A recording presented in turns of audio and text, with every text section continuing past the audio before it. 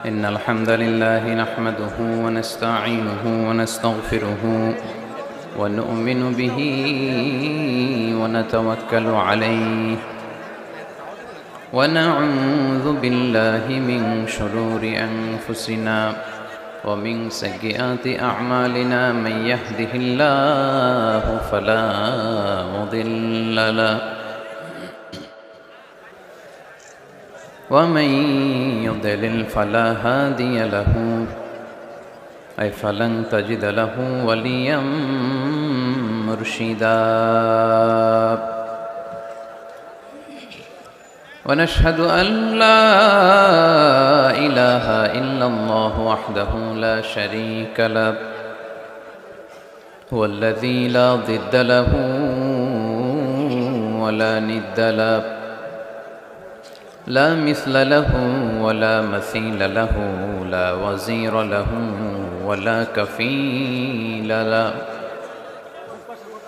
لا شبه له ولا شبيه له لا ولد له ولا والد له وهو الواحد الفرد الصمد لم يلد ولم يولد ولم يكن له كفوا أحد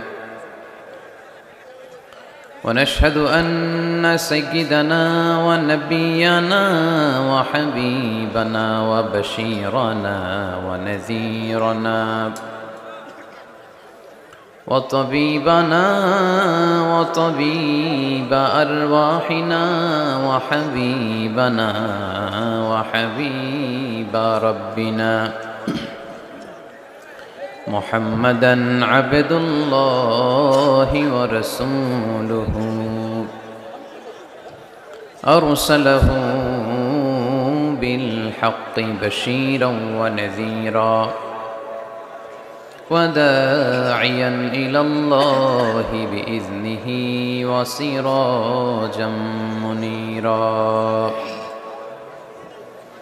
أما بعد فقد قال الله تعالى في كلامه المجيد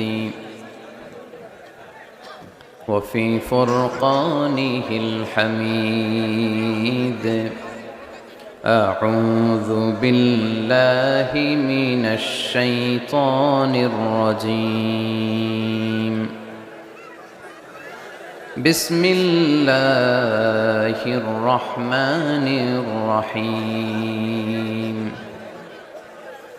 وسارعوا إلى مغفرة من ربكم وجنة عرضها السماوات والأرض أعدت للمتقين إن الله وملائكته يصلون على النبي يا أيها الذين آمنوا صلوا عليه وسلموا تسليما اللهم صل على محمد وعلى آل محمد كما صليت على إبراهيم وعلى آل إبراهيم إنك حميد مجيد اللهم بارك على محمد وعلى آل محمد كما باركت على إبراهيم وعلى آل إبراهيم إنك حميد مجيد সকল প্রশংসার মালিককে সকল ক্ষমতার উৎসকে কেউ যেটা পারে না পারে কে কেউ যেটা দেখে না দেখে কে কেউ যেটা দেয় না দেয় কে সে আল্লাহর জন্য আমরা পড়বো আলহামদুলিল্লাহ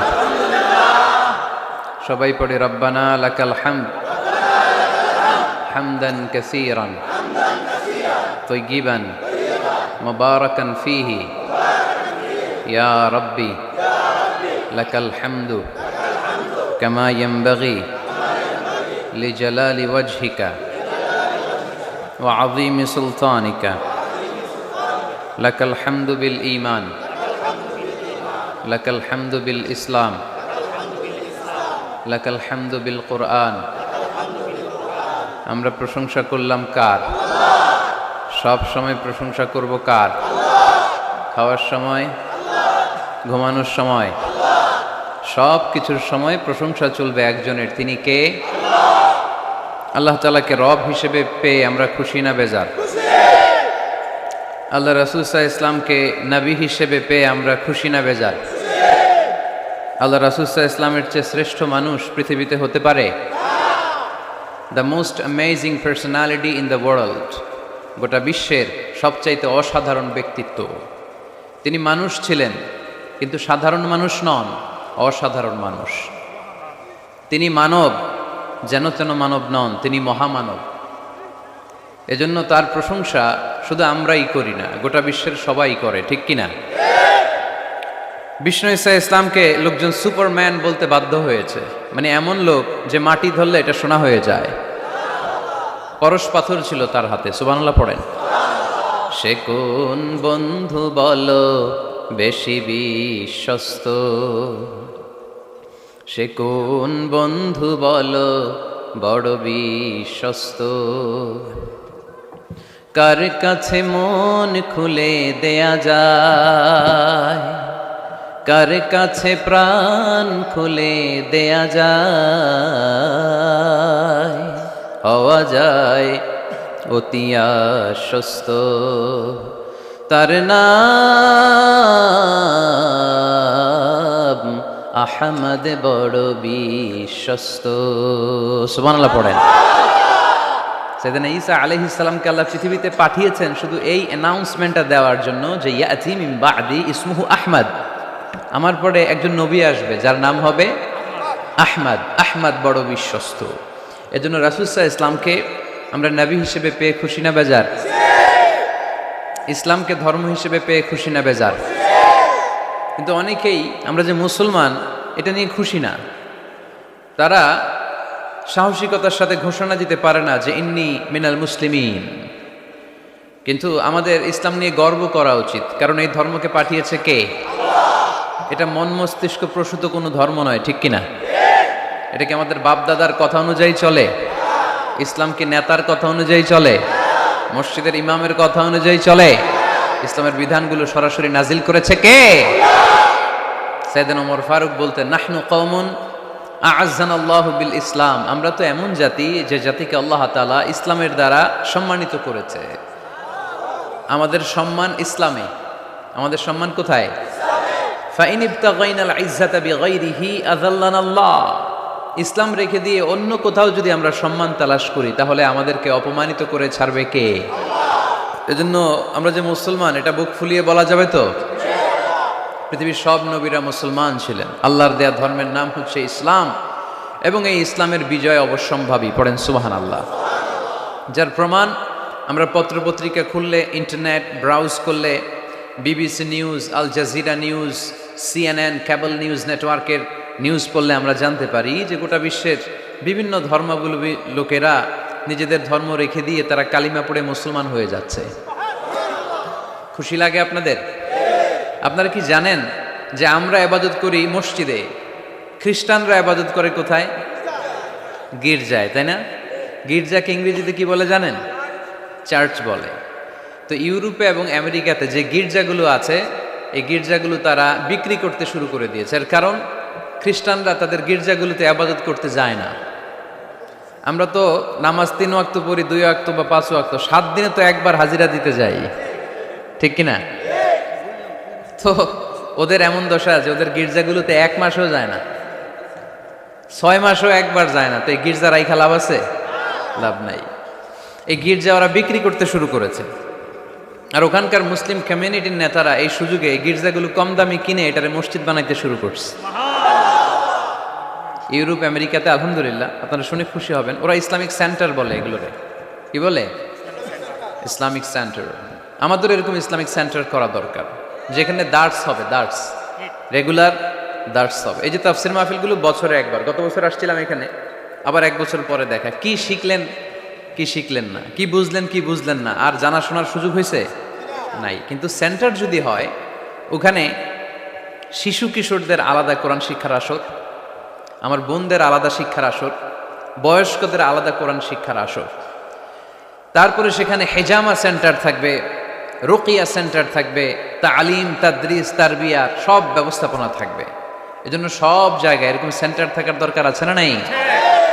যতদিন আমরা এই ইউনাইটেড থাকব, ততদিন আমাদের দিকে চোখ তুলে তাকাবার খবরদারি কারো থাকবে না।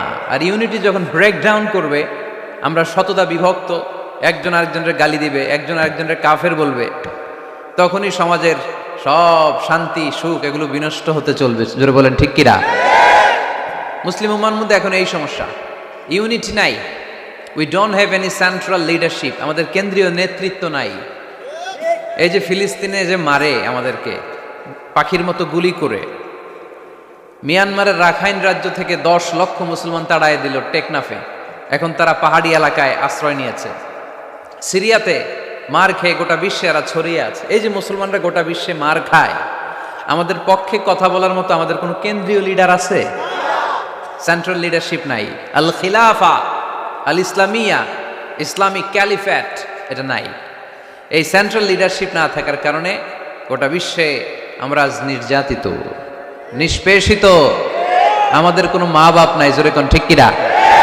এদিকে লাথি মারলে ওইদিকে যাই, ওদিকে লাথি মারলে এদিকে আসি।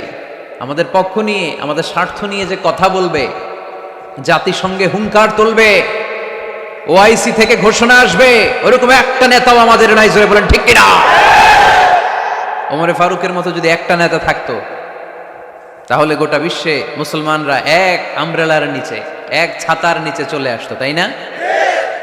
এমন সাহাবী ছিলেন বিষ্ণু ঈসা ইসলাম তার ব্যাপারে বলেছেন, আসাদ্দুহুম ফি আমরিল্লাহি উমর, আল্লাহর জমিনে আল্লাহর দ্বীন বাস্তবায়নের জন্য সবচাইতে কঠিন সাহাবী ছিল যিনি, তিনি হচ্ছেন উমর।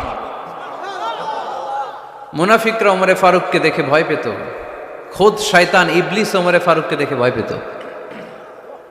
আলহামদুলিল্লাহ পড়বেন না? বিষ্ণু ঈসা ইসলাম বলতেন, ওমর তুমি যদি এই রাস্তা দিয়ে হাঁটো আর শয়তান তোমারে দেখে, তাহলে শয়তান এই রাস্তা রেখে দিয়ে অন্য রাস্তা দিয়ে হাঁটে। লা নবিয়্যা বা'দি ওয়ালা রাসূলা, আল্লাহ রাসূল বললেন, আমার পরে কোনো নবীও নাই, রাসূলও নাই, তবে আমার পরে কেউ যদি নবী হতো, ওমর নবী হয়ে যেত। এরকম একজন ওমরের আমাদের দরকার, এরকম একজন ওমরের অপেক্ষায় আমরা।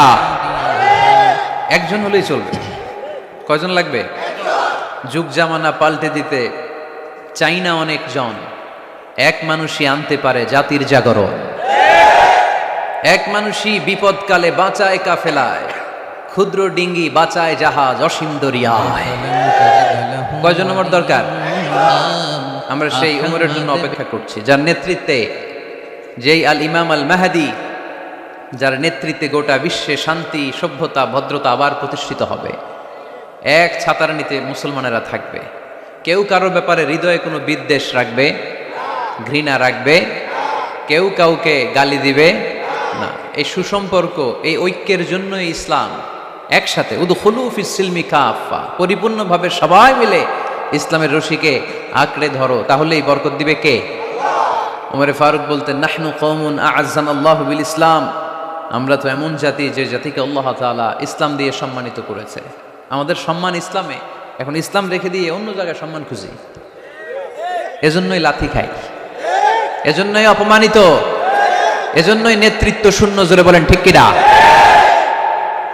গোড়ার দিকে যদি না যাই, মূলের দিকে যদি ফিরে না আসে, আমাদেরকে গালি দেয় মৌলবাদ। মৌলবাদ মানে হচ্ছে যে মূলের দিকে ফিরে আসে, return back to the root, শিখড় থেকে, শেকড় থেকে শিখড়ে। শিখরে যেতে হলে আগে শেকড়ে যেতে হবে। জোরে বলেন ঠিক কিনা? এজন্য ঐক্যের কোনো বিকল্প নাই। আমি আমার আলোচনার শুরুতেই এই মেসেজটা আপনাদের কাছে ড্রপ করতে চাই যে আসুন আমরা কাদা ছোড়াছুড়ি ছেড়ে দেই, হিংসা বিদ্বেষ ভুলে যাই, হৃদয়টারে সবার জন্য উজাড় করে দেই। তখন কেমন হবে? যখন মুমিনদের হৃদয়ে থাকবে সবার জন্য ভালোবাসা। রব্বুল আলামিন বলেন, আল্লাহ রাসূল সাল্লাল্লাহু আলাইহি ওয়াসাল্লাম মক্কা থেকে যখন মদিনাতে গেলেন, তিনি দেখলেন দলে দলে লোকজন কালিমা পড়ে মুসলমান হচ্ছে, বড় একটা মুসলিম কমিউনিটি গড়ে উঠল। আল্লাহ রাসূল সাল্লাল্লাহু আলাইহি সাল্লাম খেয়াল করে দেখলেন ওখানে শুধু মুসলিম কমিউনিটি নয়, ওখানে জিউস কমিউনিটি আছে, মানে ইহুদি কমিউনিটি। মদিনাতে ইহুদিরাও থাকতো। আবার খেয়াল করে দেখলেন আশেপাশে খ্রিস্টান কমিউনিটিও আছে। তাহলে মোট কয়টা কমিউনিটি হইল? রাসূল সাল্লাল্লাহু আলাইহি সাল্লাম এই তিন দলকে নিয়ে একটা চার্টার করলেন, চার্টার। ইতিহাসে এটা মদিনা চার্টার নামে পরিচিত, মদিনা সনদ। সুবহানাল্লাহ পড়েন। তিন ধর্মের লোক, তিন জাতি একসাথে থাকে, আর আমরা এক বাঙালি এক দেশে থাকতে পারি না। এক দল আরেক দলরে বলে তুমি ভারতপন্থী, ওই দল আরেক দলরে বলে তুমি পাকিস্তানপন্থী। বাংলাদেশপন্থী কেউ হতে চায় না। আমরা কোন পন্থী? জোরে বলতে হবে। দেশের স্বার্থটারে সামনে নিয়ে আসতে হবে। তো সম্মানিত সুধী, রাসূল সাল্লাল্লাহু আলাইহি ওয়াসাল্লাম ইহুদিদের সাথে বসেছেন। মদিনা চার্টারে যদি তিন ধর্মের লোক থাকে, মানে Muslim community, Jews community and the Christian community যদি থাকে, তার মানে এই মদিনা সনদের মধ্যে স্বাক্ষর করেছিল তিন কমিউনিটির নেতারা। ইহুদিরাও ছিল, খ্রিস্টানরাও ছিল। তো আল্লাহ রাসূল সাল্লাল্লাহু আলাইহি ওয়াসাল্লাম ইহুদিদের সাথে বসেছেন, চুক্তি করেছেন 10 বছরের লম্বা সময়ের। খ্রিস্টানদের সাথে চুক্তি করেছেন। রাসূল সাল্লাল্লাহু আলাইহি ওয়াসাল্লাম খ্রিস্টানের সাথে বসতে পারে, ইহুদির সাথে বসে সনদ তৈরি করতে পারে, মদিনার সনদ। কিন্তু আমরা মুসলমানের সাথে বসতে পারি, একজন আরেকজনের ছায়া দেখতে পারে না। হিংসা, বিদ্বেষ, জেলাসি, অহংকার, ঠিক কিনা? লা ইয়াদখুলুল জান্নাতা মান কানা ফি কলবিহি হাববাতু খারদাল মিনাল কিবর। যার অন্তরে যাররা পরিমাণ অহংকার থাকে সে কোশ্চিনকালেও আল্লাহর জান্নাতে প্রবেশ করতে পারবে না। আমরা যেন এই অহংকার থেকে মুক্ত হতে পারি, আমরা যেন ব্রড মাইন্ডেড হতে পারি, আমরা যেন ভিন্ন মতের লোকদেরকে রেসপেক্ট করতে পারি, ভিন্ন মতকেও যেন আমরা সহ্য করতে পারি। আমাদের দেশে এত কাদা ছোড়াছুড়ি, এত মারামারি কেন জানেন? আমরা ভিন্ন মতকে দমন করতে চাই, ভিন্ন মতকে আমরা স্পেস দিতে চাই না, ফলেই এত ঠেলাঠেলি। এজন্য মতামত বিভিন্ন থাকবে। This is the beauty of Islam, unity in diversity. Unity in diversity, ঐক্য হবে বৈচিত্র্যের মাঝে। আমাদেরকে ঐক্য খুঁজতে হবে। এক একজন এক এক চেহারা। এই তুমি কালা হইলা কেন, তুমি খাটো হইলা কেন, তুমি লম্বু কেন, এরকম বললে চলবে? এই মেয়ে তুমি বিএনপি করো কেন, তুমি জামাত ইসলাম করো কেন, সব আওয়ামী লীগ হয়ে যাও, বলা যাবে? তুমি এই পীর সাহেবের মুরিদ কেন, আমি যে যে পীর সাহেবের মুরিদ হইছি ওইখানে আসো না কেন, বলা যাবে না। Unity in diversity. রাসূল সাল্লাল্লাহু আলাইহি ওয়াসাল্লাম ইহুদিদেরকে স্পেস দিয়েছেন, খ্রিস্টানদেরকে স্পেস দিয়েছেন। মনে রাখতে হবে, ঐক্য প্রক্রিয়ার নাম হচ্ছে, এটা এমন একটা প্রক্রিয়া যেখানে সবাই একই চিন্তা চেতনা পোষণ করবে এমনটা নয়, বরং এক একজনের এক এক চিন্তা, কিন্তু মৌলিক বিষয়ে সবাই এক। ইউনিটি ইন ডাইভার্সিটি, বৈচিত্র্যের মাঝে আমাদেরকে ঐক্য খুঁজতে হবে। প্রিয় ভাইরা, কথা বুঝতে পেরেছেন? আপনারা কি ঐক্যের পক্ষে না বিপক্ষে? আমরা যেন ঐক্যবদ্ধ হতে পারি, আল্লাহ তুমি তৌফিক দান করো। আমরা যেন হিংসা বিদ্বেষ ভুলে যে ইসলামের কল্যাণে কাজ করতে পারি, তুমি তৌফিক দান করো। আরো জোরে পড়ি আমিন। পবিত্র কালামুল্লাহ মাজিদের সূরাত আলে ইমরানের 133 নম্বর আয়াত তেলাওয়াত করেছি। সূরাটার নাম হচ্ছে সূরাত আলে ইমরান। ইমরানের বংশধর। ইমরান কে ছিল আপনারা জানেন? মারিয়াম আলাইহিস সালামের পিতা, ঈসা আলাইহিস সালামের নানা। সুবহানাল্লাহ পড়বেন না? ওনাদের ফ্যামিলিটা আল্লাহ তাআলার কাছে এতটাই পছন্দনীয় ছিল যে এই ফ্যামিলির নামে আল্লাহ কোরআনে একটা সূরাই দিয়ে দিলেন, আলে ইমরান।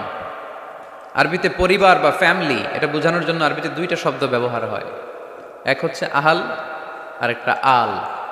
আহাল এটা সম্মানিতদের ক্ষেত্রেও হয়, আবার সাধারণ মানুষদের ক্ষেত্রেও হয়।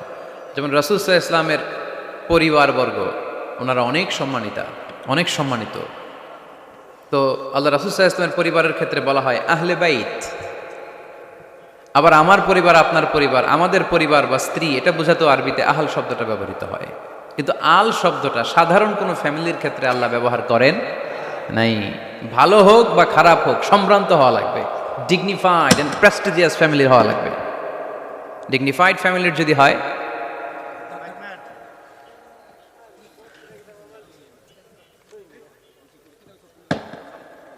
very dignified and prestigious family যদি হয়, হয়েছে এই তো ঠিক হয়ে গেছে, বসো বসো। বসে যাও। Very dignified and prestigious family যদি হয়, সেক্ষেত্রে আল্লাহ কোরআনে আল বলেছেন। যেমন ইমরানের পরিবারের কথা বোঝাতে যে আল্লাহ বলেছেন আলে ইমরান। দাউদ আলাইহিস সালামের পরিচয় দিতে যে পরিবারের কথা বলতে যে আল্লাহ বলেছেন আলে দাউদ। আবার ফেরাউনের বংশ বা পরিবারের কথা বলতে যে আল্লাহ বলেছেন আলে ফেরাউন। তাহলে পরিবারের আরবি দুইটা, একটা আল আর একটা আহাল। আহাল এটা সম্মানিত এবং সাধারণ উভয় ক্ষেত্রেই ব্যবহার করেন আল্লাহ তাআলা। আর আল আওয়াজ করে পড়বেন আল্লাহু আকবার। প্রেস্টিজিয়াস ফ্যামিলি, ভালো হোক ফ্যামিলিটা বা খারাপ হোক, সেক্ষেত্রে আল্লাহ ব্যবহার করেন। তারই ধারাবাহিকতায় ইমরান ওনার যে ফ্যামিলি, মারিয়াম আলাইহিস সালাম ছিলেন তার কন্যা, তার স্ত্রীর নাম ছিল হান্না বিনতে ফাখুস। এই ফ্যামিলিটা আল্লাহর কাছে বড্ড প্রিয় একটা ফ্যামিলি। এজন্য আল্লাহ তাআলা এই ফ্যামিলির নামে কোরআনে একটা সূরা দিয়েছেন। কোরআনের চ্যাপ্টারাইজেশনগুলো অনেক সুন্দর। আমি প্রায় বলে থাকি মানুষের নামে সূরা, প্রাণীর নামে সূরা, বংশের নামে একটা সূরা আছে, সূরাতুল কুরাইশ আছে না? এটা একটা বংশের নামে, তাই না? প্রাণীর নামে আছে বড় প্রাণী, ছোট প্রাণী। স্থলের সবচেয়ে বড় প্রাণী হাতি, আছে না সূরা? সূরা ফিল। আবার স্থলের সবচেয়ে ছোট প্রাণী পিঁপড়া, আছে না? আন্নাম, সূরাতু আন্নামাল। তারপর মৌমাছির নামে আছে সূরা, সূরাতু আন-নাহল। মধু খান তো আপনারা? মধু, খাঁটি মধু পাওয়া যায় এলাকায়, খুব পাওয়ারফুল খাবার। কিন্তু সাইবেরিয়ান এলাকায় ওরা মদ খায়। ফ্রি ফ্রি আলাক্সা, মধু খায় আরো বেশি গরম। Free free আলাক্সা। মদ খেলেও শরীর গরম হয়, কিন্তু মধু খেলে তার চেয়ে বেশি গরম হয়। রাসূল সাল্লাল্লাহু আলাইহি ওয়াসাল্লাম মধু খেতেন।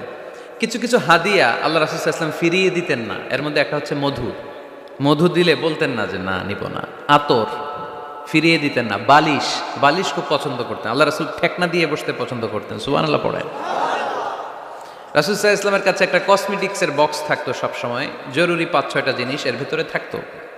ওখানে আল্লাহ রাসূল সাল্লাল্লাহু আলাইহি সাল্লাম চিরুনি রাখতেন। চিরুনি, আপনারা চুল আঁচড়ান তো চিরুনি দিয়ে, সবসময় পরিপাটি থাকবেন, এটা সুন্নাহ। পরিচ্ছন্ন, ফিট থাকা, সবসময় গেট আপটা ভালো থাকে, এটা সুন্নাহ। আল্লাহ রাসূল সাল্লাল্লাহু আলাইহি ওয়াসাল্লাম কোনো বিদেশি ডেলিগেট আসলে তাদের সাথে দেখা করার আগে সময় নিতেন, নিজেকে গুছিয়ে নিতেন। সুবহানাল্লাহ পড়েন। চুলগুলো আঁচড়ে রাখতেন এই চিরুনি দিয়ে। তাহলে ব্যক্তিগত কসমেটিক্স বক্সে আল্লাহ রাসূল সাল্লাল্লাহু আলাইহি ওয়াসাল্লাম যে জিনিসগুলো রাখতেন তার মধ্যে একটি হচ্ছে চিরুনি। 2 নাম্বার আল্লাহ রাসূল সাল্লাল্লাহু আলাইহি ওয়াসাল্লাম জাইতুনের তেলের একটা ছোট্ট বোতল রাখতেন। ওয়াত্তিনি ওয়াজ জাইতুন, অলিভ অয়েল। অলিভ অয়েলের ওয়াজ করেছি গত বছর। যেখানেই আমার সাথে লোকজনের দেখা, কয় হুজুর এখন থেকে অলিভ অয়েল মাখি আমি, এজন্য সুন্দর হয়ে গেছে। তো অলিভ অয়েল রাখতেন, চিরুনি রাখতেন। এরপরে সুরমাদানি রাখতেন, সুরমা, চোখে আল্লাহ রাসূল সাল্লাল্লাহু আলাইহি ওয়াসাল্লাম সুরমা দিতেন। এরপর আল্লাহ রাসূল সাল্লাল্লাহু আলাইহি ওয়াসাল্লাম উতুর রাখতেন, উতুর পারফিউম, আতর দিতেন। কিছু কিছু বিষয় আছে আরবাউন মিন সুনানিল মুরসালিন, 4টা সুন্নাহ আছে, সব নবীদের সুন্নাহ, সবাই এটা করেছেন। এর মধ্যে একটা হচ্ছে উতুর, সব নবীরা আতর দিতেন। সুবহানাল্লাহ, বাড়িতে যাই বললেন আতর দিবেন, এটা সুন্নাহ। আপনার ইমপ্রেশনটাকে আরো সুন্দর করবে। First impression lasts long. প্রথম দেখায় যারা ভাল লাগে এটা সবসময় ভাল লাগে, ঠিক কিনা? প্রথমেই যদি কারোর সাথে কথা বলতে যাওয়ার পরে দেখা যায় আপনারা দেখতে খারাপ লাগে, গায়ে দুর্গন্ধ, আসবে আর আপনার কাছে? আসবে না। এরপর আসিওয়াক, ওই কসমেটিক্স বক্সে আল্লাহ রাসূল সাল্লাল্লাহু আলাইহি ওয়াসাল্লাম মেসওয়াক রাখতেন। কি রাখতেন? এটাও সব নবীদের সুন্নাত। তো আমরা যেন পরিপাটি থাকি সবসময়, সবসময় যেন পরিপাটি থাকি। তো মৌমাছির নামে সূরা দিলেন। এরকম এক ভাই বলল যে মাকড়সার নামে, হ্যাঁ, আল আনকাবুত নামে সূরা দিয়েছে। এভাবে আল্লাহ তাআলা পরিবারের নামে সূরা দিয়েছেন। ওই সূরাটার নাম আলে ইমরান। কি নাম? সূরাটার নাম হচ্ছে আলে ইমরান। সূরাটার নাম কি? আলে ইমরান। এখানে আল্লাহ তাআলা 133 নম্বর আয়াতে আমাদের অ্যাপ্রোচিং ঠিক করে দিয়েছেন। ডানে যাব না বায়ে যাব? কই যাবেন? ডানে যাবেন। ডানে আছে ক্ষমা আর আছে জান্নাত। ডানে আছে কি? আর আছে সবাই বলেন, ডানে আছে কি? আর আছে। ডান দিকে গেলে আল্লাহর ক্ষমা পাওয়া যাবে আর জান্নাত পাওয়া যাবে। এই দুইটাই তো দরকার, বেশি কিছু লাগে নাকি? আর বাম দিকে গেলে আল্লাহর ক্রোধ, রাগ আর জাহান্নাম। বাম দিকে গেলে আল্লাহর ক্রোধ বা রাগ আর জাহান্নাম। ডানে গেলে কি? প্রথমে ক্ষমা আর জান্নাত। এই দুইটা শব্দ একটু মুখস্থ রাখতে হবে আজকে। ক্ষমা আর দুইটা জিনিস পাওয়া যায় ডানে গেলে। 1 নাম্বার, 2 নাম্বার, সবাই বলেন 1 নাম্বার, 2 নাম্বার। এবার আঙ্গুল উঁচু করে বলেন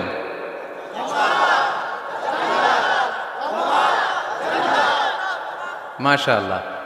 তাহলে ডানে গেলে পাওয়া যায় ক্ষমা আর জান্নাত, বায়ে গেলে পাওয়া যায় আল্লাহর ক্রোধ বা রাগ আর জাহান্নাম। নাও দ্য ডিসিশন ইজ ইয়োর্স। সিদ্ধান্ত আপনাদের। Wire to go, wire two approach and wire two proceed, wire to move on. কোন দিকে যাবেন? এই কয়েকজনের সিদ্ধান্ত ডানে, বাকিদের? আপনাদেরও ডানে? যারা দাঁড়ায় আছেন তাহলে আওয়াজ করে বলতে হবে ছুটবো কোথায়, ডানে না বায়ে? আল্লাহ এটাই বলেছেন, ওয়াসারিউ ইলা মাগফিরাতিন মির রাব্বিকুম ওয়া জান্নাতিন আরদুহাস সামাওয়াতু ওয়াল আরদ। ছোট, সারিউ মানে ছোট। যারা আলেম আছেন তারা জানেন সারিউ মানে কি? ছোট। ধাবিত হও ইলা মাগফিরাতিন মির রাব্বিকুম, তোমার রবের পক্ষ থেকে ক্ষমার দিকে, ওয়া জান্নাতিন আর এমন জান্নাতের দিকে, আরদুহাস সামাওয়াতু ওয়াল আরদ, যে জান্নাতের বিস্তৃতি হচ্ছে আকাশ জমিন বিস্তৃত। পড়েন সুবহানাল্লাহ। তাহলে আল্লাহ ডান দিকে ছুটতে বললেন, ক্ষমার দিকে ছোট, জান্নাতের দিকে ছোট।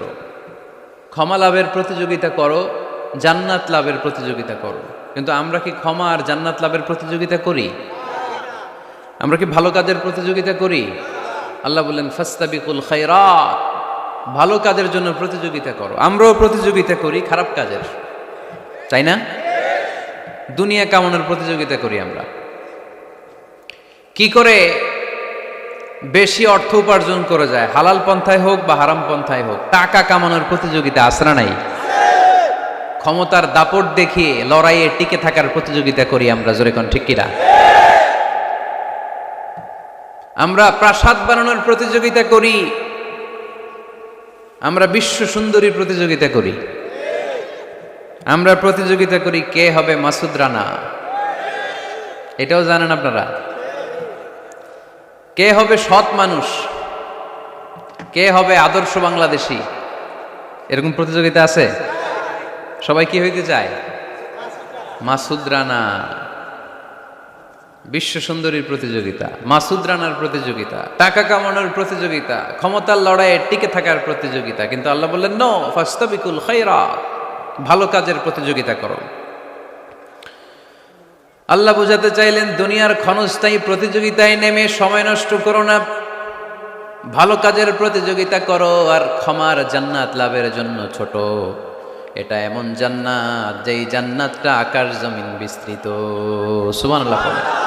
ওয়াসারিউ ইলা মাগফিরাতিন মির রাব্বিকুম ওয়া জান্নাতিন আরদুহাস সামাওয়াতু ওয়াল আরদ উইদ্দাত লিল মুত্তাকিন। সুবহানাল্লাহ পড়েন। ও আমার গোলামেরা, আমার বান্দারা, ছোট, দৌড়াও, জান্নাতের দিকে দৌড়াও, ক্ষমার দিকে দৌড়াও। ক্ষমা অর্জনের জন্য প্রতিযোগিতা করো, জান্নাত লাভের প্রতিযোগিতা করো। এমন জান্নাত আরদুহাস সামাওয়াতু ওয়াল আরদ, যেই জান্নাত আকাশ জমিন পর্যন্ত বিস্তৃত। বিশাল জান্নাত। জান্নাতে কি ধাক্কাধাক্কি আছে? ঠেলাঠেলি? জায়গা নিয়ে মারামারি? আমাদের বাংলাদেশে জায়গা নিয়ে মারামারি আছে না নাই? কোর্ট পর্যন্ত গড়ায়, তাই না? সামান্য 1 বিঘত জায়গার জন্য কোথায় চলে যায়? কোর্টে। কোর্ট পর্যন্ত গড়ায়। কিন্তু জান্নাতে এই জায়গা নিয়ে ধাক্কাধাক্কি হবে? বিশাল জান্নাত, বিশাল জান্নাত। সর্বশেষ যেই লোকটা 1000 বছর জাহান্নামে পোড়ার পরে জান্নাতে ঢুকবে, ওই লোকের জান্নাতের যে সাইজ হবে এটা এই দুনিয়ার সাইজের 10 গুণ বড় হবে। আগের কালে আমাদের যে দরজাগুলো ছিল গ্রাম বাংলায়, দরজাগুলোর 2টা কপাট ছিল, জানেন? 2টা কপাট একসাথে আইনার পরে তালা লাগাইতো। এখনই না 1 কপাটের দরজা শার্ট করে খুলে যায়। এখনো আছে? তো আল্লাহ রাসূল সাল্লাল্লাহু আলাইহি ওয়াসাল্লাম বললেন জান্নাতের যে দরজার 2টা কপাট, এই 2টা কপাটের একটা কপাট কত বড় শোনো। ইন্না আল মিসরাআইন মিন মাসারি'আল জান্নাহ মা বাইনা মাক্কাহ ওয়া হাজার। জান্নাতের দুই দরজার দুই কপাটের একটার সাইজ হচ্ছে সৌদির মক্কা শহর থেকে বাহরাইনের হাজার শহর যত দূর, জান্নাতের একটা কপাটের দূরত্ব তত দূর। এর মানে হচ্ছে সৌদির মক্কা শহর থেকে বাহরাইন যত দূর, ওই হিসাবে কয়েকশো কোটি লোক, কয়েকশো একসাথে জান্নাতে ঢুকবে। এক ধাক্কায় কয়েকশো কোটি কিংবা কয়েক হাজার কোটি ঢুকে যাবে। তাহলে ওই জান্নাতে কোনো ধাক্কাধাক্কি, ঠেলাঠেলি, কিলাকিলি, সুবহানাল্লাহ পড়েন। ওয়াসারিউ ইলা মাগফিরাতিন মির রাব্বিকুম ওয়া জান্নাতিন আরদুহাস সামাওয়াতু ওয়াল আরদ উইদ্দাত লিল মুত্তাকিন। আল্লাহ বললেন ক্ষমার দিকে ছোট, আর এমন জান্নাতের দিকে ছোট যেই জান্নাতটা আকাশ জমিন বিস্তৃত। উইদ্দাত লিল মুত্তাকিন, মুত্তাকিনদের জন্য এই জান্নাতকে তৈরি করে রেখেছে কে? তার মানে জান্নাত একটা সাম্প্রদায়িক জায়গা। জান্নাত একটা কি জায়গা? যেখানে মুত্তাকিরা ছাড়া কেউ ঢুকতে পারবে নাকি সবাই ঢুকতে পারবে? সবাই ঢুকতে পারবে না, ওখানে শুধু মুত্তাকিনরা ঢুকতে পারবে। উইদ্দাত লিল মুত্তাকিন, এটা মুত্তাকিনদের জন্য আল্লাহ তাআলা তৈরি করে রেখেছে। হাদিসে কুদসিতে আল্লাহ তাআলা বলেছেন, এই উইদ্দাতের এই শব্দের ব্যবহারই করেছেন আ'দাতু লিইবাদিয়াস সলিহিন, আমি আমার নেককার বান্দাদের জন্য এমন জান্নাত বানিয়েছি মা লা আইনুন রাআত, পৃথিবীর কোনো চোখ ওই জান্নাতের সৌন্দর্য দেখে নাই।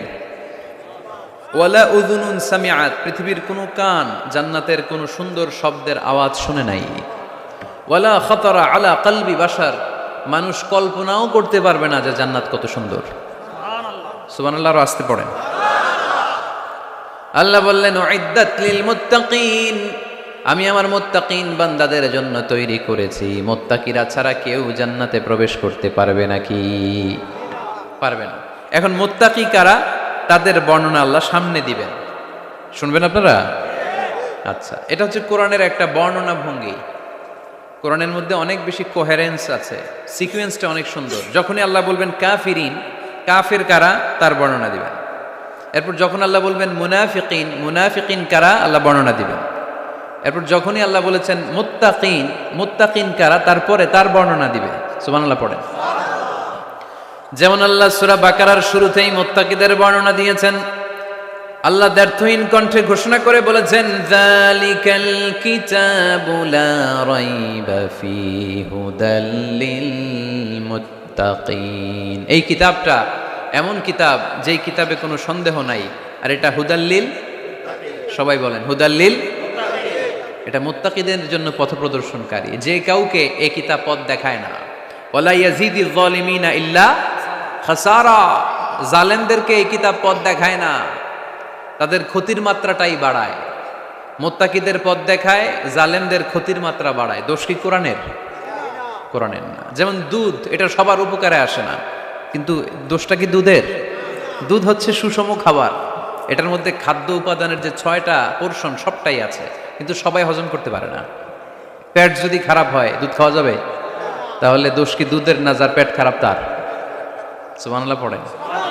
কোরআনের কোনো দোষ নাই, এটা হুদাল্লিল মুত্তাকিন, এটা মুত্তাকিদের জন্য পথ প্রদর্শনকারী। মুত্তাকি কারা? আল্লাযীনা ইউমিনুনা বিল গায়ব ওয়া ইউকিমুনাস সালাতা ওয়া মিম্মা রাযাকনাহুম ইউনফিকুন। আল্লাহ ওইখানে বর্ণনা দিলেন একভাবে, এই জায়গায় আল্লাহ তাআলা মুত্তাকিদের বর্ণনা দিলেন আরেকভাবে। সুবহানাল্লাহ পড়েন। আল্লাহ বললেন উইদ্দাত লিল মুত্তাকিন, এই ক্ষমা, এই জান্নাত যেই কাউকেই দেয়া হবে না, যারা মুত্তাকিন তাদেরকেই দেয়া হবে। সুবহানাল্লাহ। তাহলে আজকে আমরা মুত্তাকি হয়ে ফিরে যেতে চাই। 3 জন চাই শুধু, এখন 15-20 জন হয়েছে। সবাই যান। এলাকার লোকদের একটু গলায় সাউন্ড কম এমনি আগে থেকে, তাই না? কিছু এলাকা আছে, আমরা তো সারা দেশ চড়ে বেড়াই। We move from the one corner of the country to the another corner. আজকে আছি সকালে এখানে, এরপরে চলে গেছি কক্সবাজার, এরপর আবার খুলনা। তো আমরা জানি কাদের গলায় জোর বেশি। ফেনীতে, নোয়াখালীতে বক্তার কথা কওয়া লাগে না, কথা কয় শ্রোতারা। আমরা ক বললে টাইনা নিয়ে ওটার কলিকাতা বানাইয়া স্লোগান। কলিকাতা কই নাই আমি, শুধু ক বলছি। কি বলছি? ওটার টাইনা কি বানাইছে? কলিকাতা। তো শ্রোতাদের একটা বড় রোল আছে they have huge role in this তাফসির প্রোগ্রাম। আপনাদের একটা ভালো রোল প্লে করতে হবে। আপনারাই পারেন আমাদের থেকে আলোচনা বের করে নিয়ে আসতে। আপনারা যদি জিমাইতে থাকেন আর আমি যদি গুতায় আওয়াজ বের করতে না পারি, আমার ভেতর থেকে কথা বেরোবে না।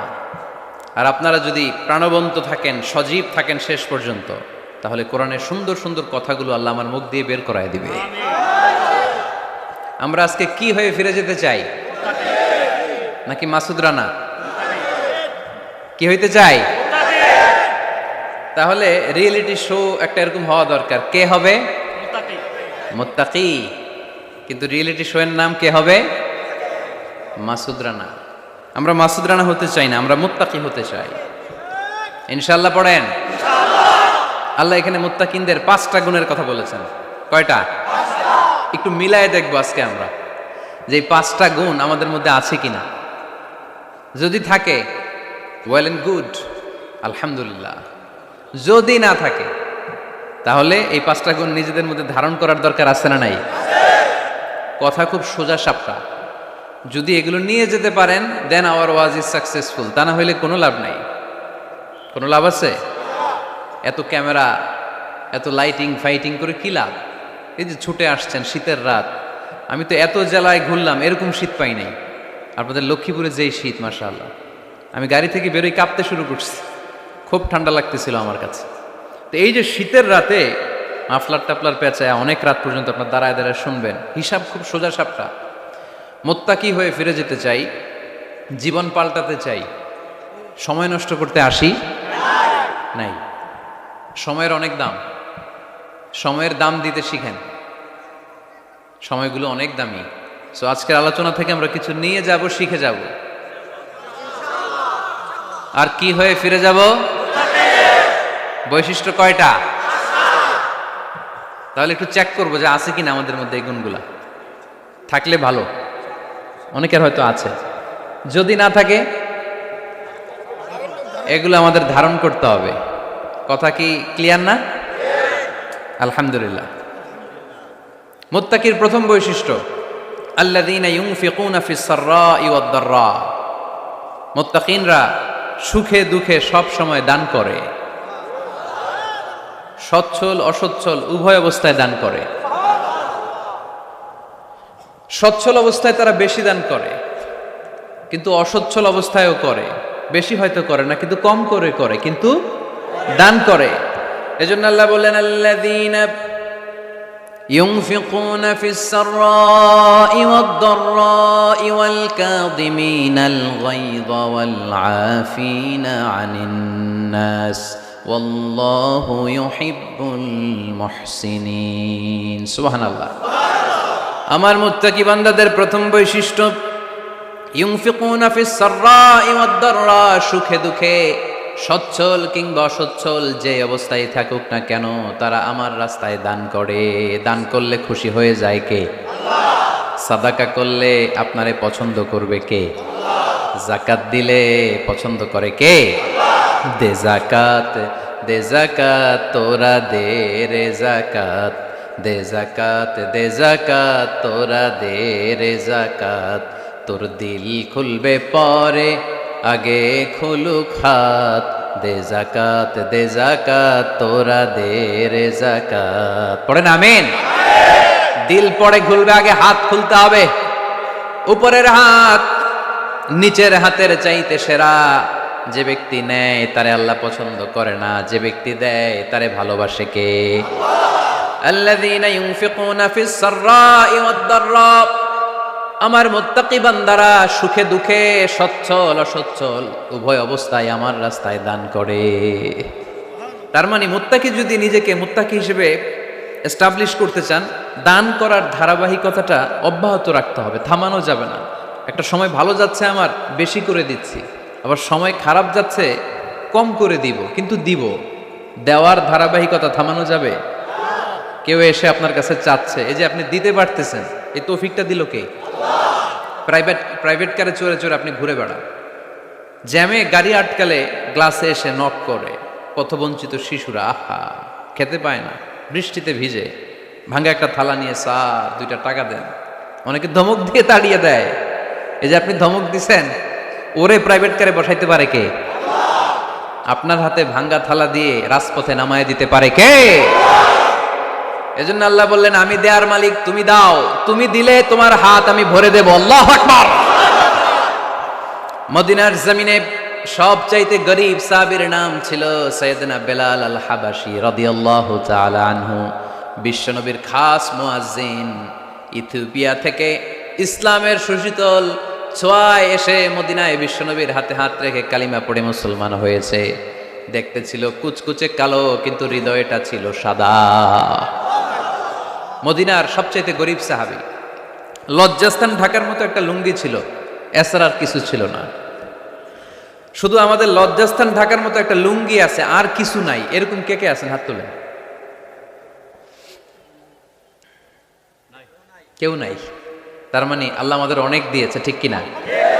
মদিনার সবচেয়ে গরীব সাহাবীর নাম বেলাল রাদিয়াল্লাহু তাআলা আনহু।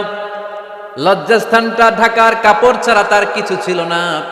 ওই বেলাল রাদিয়াল্লাহু তাআলা আনহুকে ডেকে বিশ্বনবী বললেন, আনফিক ইয়া বেলাল, ও বেলাল তুমিও আল্লাহর রাস্তায় দান করো। আনফিক ইয়া বেলাল লা তাখশা মিন যিল আরশি ইকলালা, ও বেলাল আল্লাহর ধনভাণ্ডারে কমতি নাই, তুমি দান করো, তোমারও বাড়ায়া দিবে কে? যে বেলাল রাদিয়াল্লাহু তাআলা আনহু লুঙ্গিটা পরা ছাড়া আর কোনো সম্পদই ছিল না, এই লুঙ্গিটাই সম্পদ, আর কিচ্ছু নেই। ওই বেলালকে বিশ্বনবী বলেছেন, দান করো বেলাল, কিপটামি করো না। যে রবের সন্তুষ্টির জন্য তুমি দান করবা, ওই রবের কোনো কমতি নাই, ঘাটতি নাই। গোটা বিশ্বের সবার সব ডিমান্ড পূরণ করে দিল, যার যত চাহিদা সব দিয়ে দিল, আমার আল্লাহর ধনভাণ্ডারের 1 ইঞ্চিও কমবে না। এজন্য মুত্তাকিদের প্রথম বৈশিষ্ট্য, আল্লাযীনা ينفقون في السراء والضراء والكاظمين الغيظ والعافين عن الناس والله يحب المحسنين। মুত্তাকিনদের প্রথম বৈশিষ্ট্য, সুখে দুঃখে সব সময় দান করে একজনের খুশির জন্য। তিনি কে? দান করলে যে আল্লাহ বাড়ায় দেয়, বিশ্বাস হয়? বিশ্বাস হয়? বাড়িয়ে দিবে আল্লাহ। مثل الذين ينفقون في سبيل الله كمثل حبة أنبتت 7 سنابل في كل سنبلة 100 حبة والله يضاعف لمن يشاء والله واسع عليم। সুবহানাল্লাহ পড়ে। আল্লাহর রাস্তায় দানের দৃষ্টান্ত চারা গাছের মতো। যেই চারা গাছ রোপণ করে দিলে সেখান থেকে শীষ গজায় 7টা। ওই 7টা শীষ থেকে, প্রতিটা শীষ থেকে হয় শত শস্য দানা, মানে 700। আপনি 1 টাকা দান করলে আল্লাহ 7 গুণ, 100 গুণ থেকে 700 গুণ বাড়ায় দিবে। আল্লাহর প্রাচুর্যতার কোনো কমতি নাই, আল্লাহর ভান্ডারে কোনো ঘাটতি নাই, আছে। এজন্য দিতে হবে। কি করতে হবে? দিলে নতুন করে আসে, না দিলে আসে না। বিশ্বাস হয়? অনেকে বিশ্বাস করে না। আল্লাহ বলেন, আনফিক ইয়া আদম উনফিক আলাইক, এই বনি আদম দাও, দিলে আমিও দেব। অনেকে আমরা ধরে রাখি দেখে নতুন কিছু আসে না। আপনার হাতে 5 কেজির একটা বস্তা, তো এটা ধরে রাখলে আরেকটা নিতে পারবেন? এটা ফালাই দিলে না 10 কেজি ধরতে পারবেন? কথা কয় না? 5 কেজির এটা দিয়ে দেন, 20 কেজি আসবে। 20 কেজির এটা দিয়ে দেন, 40 কেজি আসবে। আর 5 কেজি ধরে রাখলে নতুন কিছু আসবে। আনফিক ইয়া ইবনা আদম উনফিক আলাইক, হে বনি আদম দান করো, তুমি দিলে আমি তোমারে দিব। সুবহানাল্লাহ পড়েন। তবে এই দানটা গোপনে হলে ভালো। প্রকাশ্যে দান করলেও আল্লাহ কবুল করে, কিন্তু গোপনে করলে বেশি খুশি হয় কে? গোপন দান, আল্লাহ তাআলার রাগ আর ক্রোধ যদি আপনার উপর থেকে থাকে, গোপন দান আল্লাহর ক্রোধ আর রাগকে কমিয়ে দেয়। গোপন দান করলে আল্লাহ খুশি হয়ে যায়। আল্লাহর যদি কোনো রাগ, গোসা, ক্রোধ থাকে আপনার উপর, এটা কমে যাবে। 7 শ্রেণীর ব্যক্তিকে আল্লাহ তাআলা আরশের নিচে ছায়া দিবেন কিয়ামতের দিন, যেদিন সে ছায়া ছাড়া আর কোনো ছায়া থাকবে না।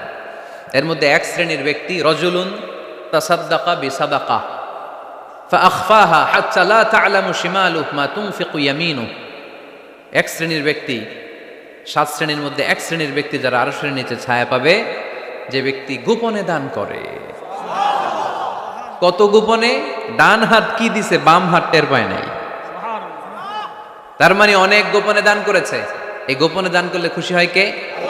আল্লাকা সিররুন ইনদাল্লাহ বাইনাকা আনতা ওয়া বাইনাল্লাহ আল্লাকা সাদাকাতুন তাখফা লা ইয়ালামুহা ইল্লাল্লাহ আল্লাকা সিররুন ইনদাল্লাহ বাইনাকা আনতা ওয়া বাইনাল্লাহ আল্লাকা সাদাকাতুন তাখফা লা ইয়ালামুহা ইল্লাল্লাহ। সুবহানাল্লাহ পড়ে। আল্লাকা সিররুন ইনদাল্লাহ, তোমার আর তোমার রবের মাঝে গোপন কোনো ডিলিংস আছে কি যেটা তুমি আর তোমার রব শুধু জানো? তোমার জীবনে এমন গোপন দান আছে নাকি যেটা আল্লাহ ছাড়া কেউ দেখেনি? ওই দানগুলোরে পছন্দ করে কে? আল্লাহ। যারা দুনিয়ার বুকে সচ্ছল এবং অসচ্ছল অবস্থায় দান করে, কিয়ামতের দিন আমল নামা দেখে তারা অবাক হয়ে যাবে, বলবে আল্লাহ এত ভালো কাজ আমি দুনিয়ায় করি নাই, হয়তো এটা আমার আমল নামা নয়, ফেরেশতারা ভুল করে অন্যের আমল নামা আমাকে দিয়ে দিয়েছে। আল্লাহ বলবেন না আমার ফেরেশতারা ভুল করে না। ফেরেশতারা ভুল করে নাকি? তোমার আমল নামাই তোমার হাতে পৌঁছেছে।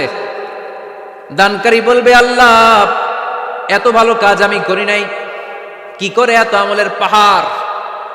আল্লাহ বলবে ওই যে আমার খুশির জন্য, আমার ভালোবাসায় দুনিয়ার বুকে যে তুমি দান করেছো, ওই দানের সওয়াবটাকে পাহাড় পরিমাণ বড় করে আমি আল্লাহ নিজ দায়িত্বে তোর আমল নামায় ঢুকিয়ে দিয়েছি। সেই বুখারীর বর্ণনা, কামা ইউরাব্বি আহাদুকুম ফুলুয়াহু, তোমরা তোমাদের গাভী যেমনি পালো। বাছুর পালন কারা কারা দেখি লক্ষ্মীপুরে? মাশাআল্লাহ, অনেক গরু টরু আছে তো এলাকায়। ছাগল পালন কারা কারা? ওট পালন কারা কারা দেখি? ওট নাই তো আল্লাহ রাসূল সাল্লাল্লাহু আলাইহি ওয়াসাল্লাম বললেন তোমরা যেমনি ওটের বাচ্চা পালো, বাছুর পালো, পেলে পুষে যেমনি বড় করো, তোমার ওই ছোট্ট দান, ওই দানটা যেহেতু আমার খুশির জন্য দিয়েছিলা, ওইটারে আমি পালছি। তোমরা যেমনি বাছুর পালছো, আমি আল্লাহ তোমার ছোট্ট দানের সওয়াবটাকে পেলেছি, পেলে পুষে ইয়া বড় উহুদ পাহাড়ের সমান করে এরপরে তোমার আমল নামায় উঠাইয়া দিছি। তাহলে মুত্তাকি বান্দার প্রথম গুণ, তারা দান করে। ইউনফিকুনা ফিস সাররাহ। লক্ষ্মীপুরের ভাইয়েরা খেয়াল করে শুনেন, মুত্তাকি বান্দাদের প্রথম গুণ, সুখে থাকি আর দুঃখে থাকি আল্লাহর রাস্তায় দান করব আমরা, ঠিক কিনা? সর্বাবস্থায় দান করতে হবে। ফিস সাররা, সুখের সময়ও করব, ফিদ দাররা, দুঃখের সময়ও করব। সুখের সময় যদি আমি বছরে 10,000 টাকা দান করি, দুঃখের সময় 10 টাকা তো দিতে পারবো। কথা বুঝে নাই বোধহয়? কষ্টের সময় অল্প দিব, কিন্তু দেয়ার ধারাবাহিকতাটা আমরা চালিয়ে যাব। পারা যাবে? তাহলে মুত্তাকিদের প্রথম গুণ, আল্লাযীনা ইউনফিকুনা ফিস সাররাই ওয়াদ দাররাই ওয়াল কাযিমিনাল গায়যা ওয়াল আফিনা আনিন নাস ওয়াল্লাহু ইউহিব্বুল মুহসিনিন। মুত্তাকিনদের প্রথম গুণ, সুখে দুঃখে মুত্তাকিরা আল্লাহর রাস্তায় দান করে। এটা বোঝা গেছে না? মনে থাকবে কতক্ষণ? হ্যাঁ, কাল কি ভুলা যাবে? আজীবন? হ্যাঁ, আজীবন মনে থাকবে? মনের কান দিয়ে শুনতে হবে। এই কান না, মনেও একটা কান আছে, ওই কান দিয়ে শুনলে ভুলবেন না। তাহলে মুত্তাকিদের প্রথম বৈশিষ্ট্য, যেহেতু আমরা মুত্তাকি হয়ে ফিরে যেতে চাই, মুত্তাকিদের প্রথম বৈশিষ্ট্য আমরা জানলাম, যারা সুখে দুঃখে কি করে? দান করলে বাড়ায় দেয় কে? ধৈর্য রাখলে নতুন কিছু পাওয়া যায়? ওটা ছেড়ে দেন, ওটা দিয়ে দেন, তাহলে নতুন কিছুর ব্যবস্থা করবে কে? তাহলে এটা বুঝে ফেলছেন না? হজম হয়েছে? হজম, এটার হজম করে ফেলেন। হয়ে গেছে গা? আচ্ছা, এবার আল্লাহ বললেন মুত্তাকিনদের 2 নাম্বার বৈশিষ্ট্য, ওয়াল কাযিমিনাল গায়যা। মুত্তাকি বান্দারা তাদের রাগকে হজম করে, রাগ সংবরণ করে, ক্রোধকে নিয়ন্ত্রণ করে। সুবহানাল্লাহ পড়েন। এইবার আসছে কঠিন ওয়াজ। এবার একজনকে হুজুর এটাই তো পারি না, এটাই তো পারি না, এটা পারতে হবে আপনাকে মুত্তাকি হতে চাইলে। ওয়াল কাযিমিনাল গায়য, মুত্তাকিনরা নিজেদের রাগকে সংবরণ করে, রাগ হজম করে।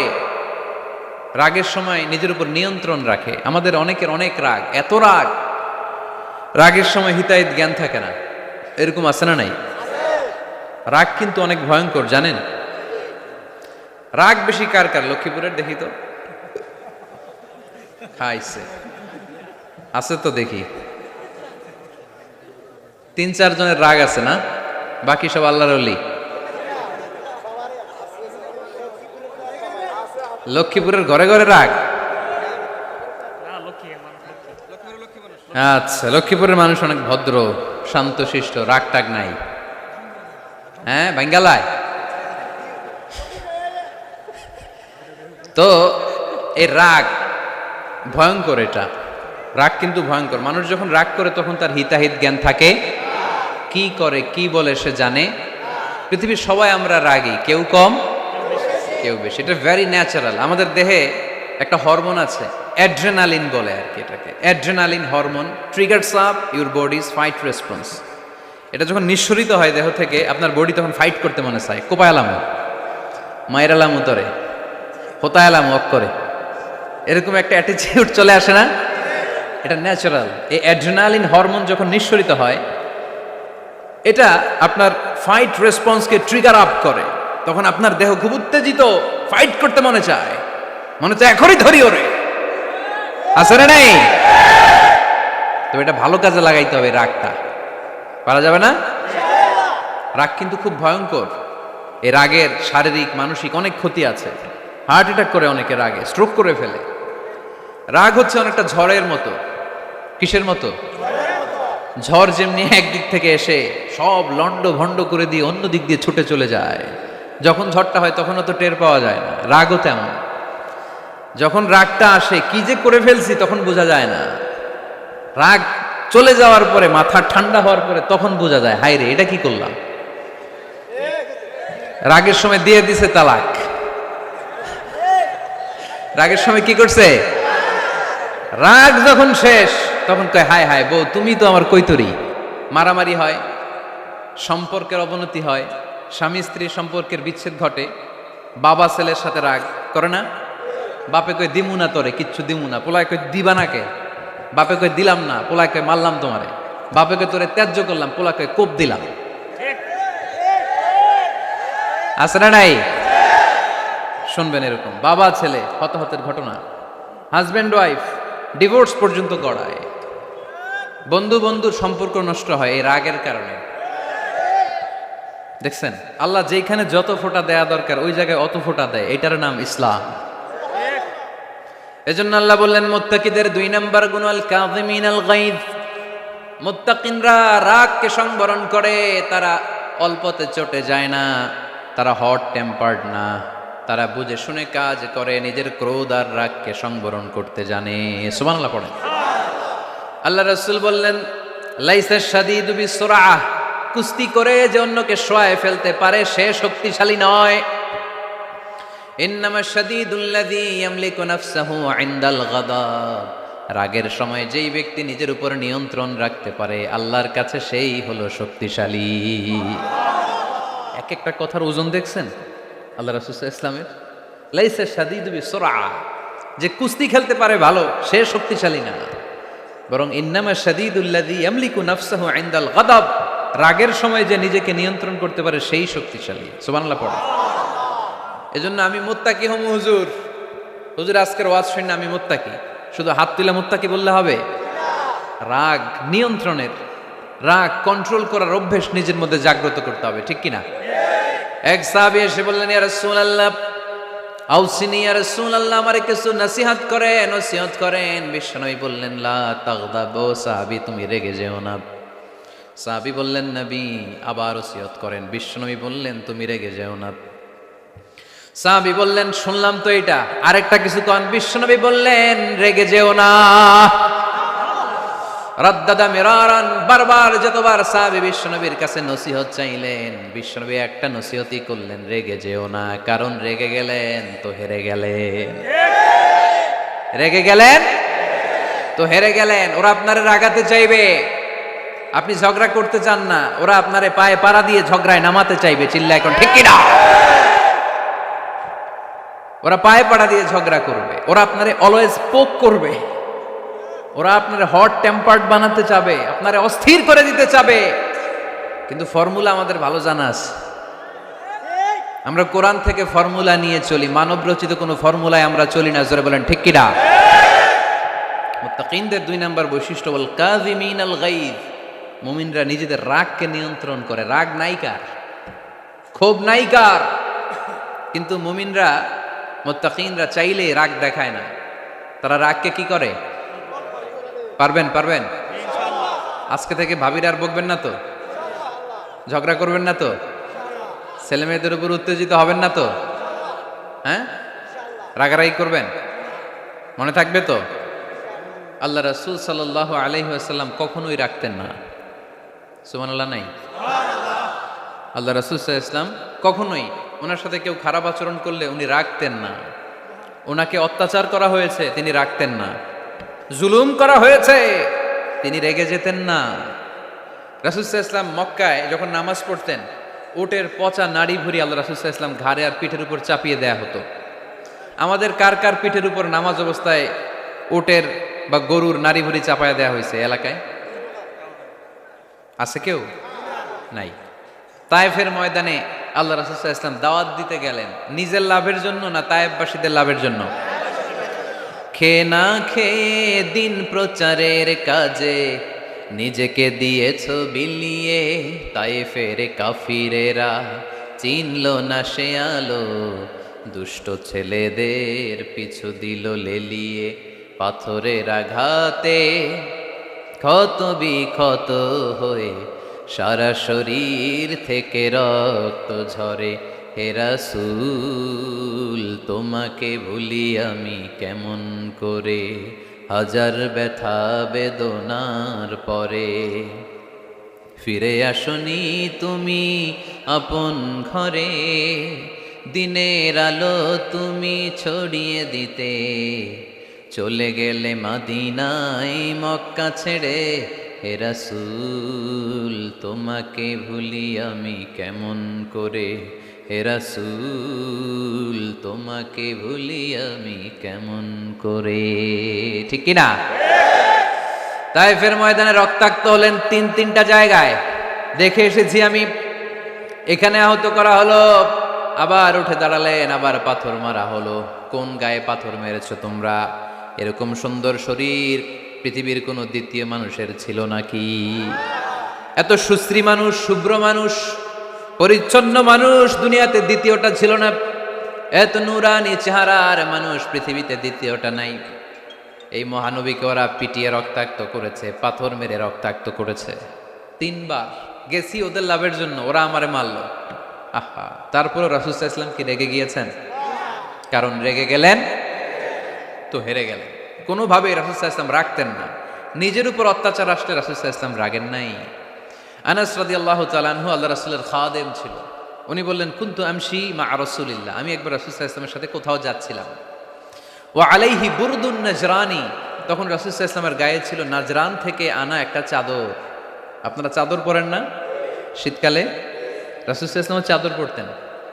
রাসূল সাল্লাল্লাহু আলাইহি ওয়াসাল্লাম নাজরান দেশ থেকে আনা একটা চাদর পরেছেন, গলিজুল হাশিয়া, যেই চাদরের এই কর্নারের ডিজাইনটা ছিল খসখসে। কি ছিল? হঠাৎ এক বেদুইন এসে রাসূল সাল্লাল্লাহু আলাইহি ওয়াসাল্লামের চাদর ধরে টান দিল। টান দেওয়ার সাথে সাথে রাসূল সাল্লাল্লাহু আলাইহি ওয়াসাল্লামের ঘাড়ের এই চামড়া ছিঁড়ে গেল।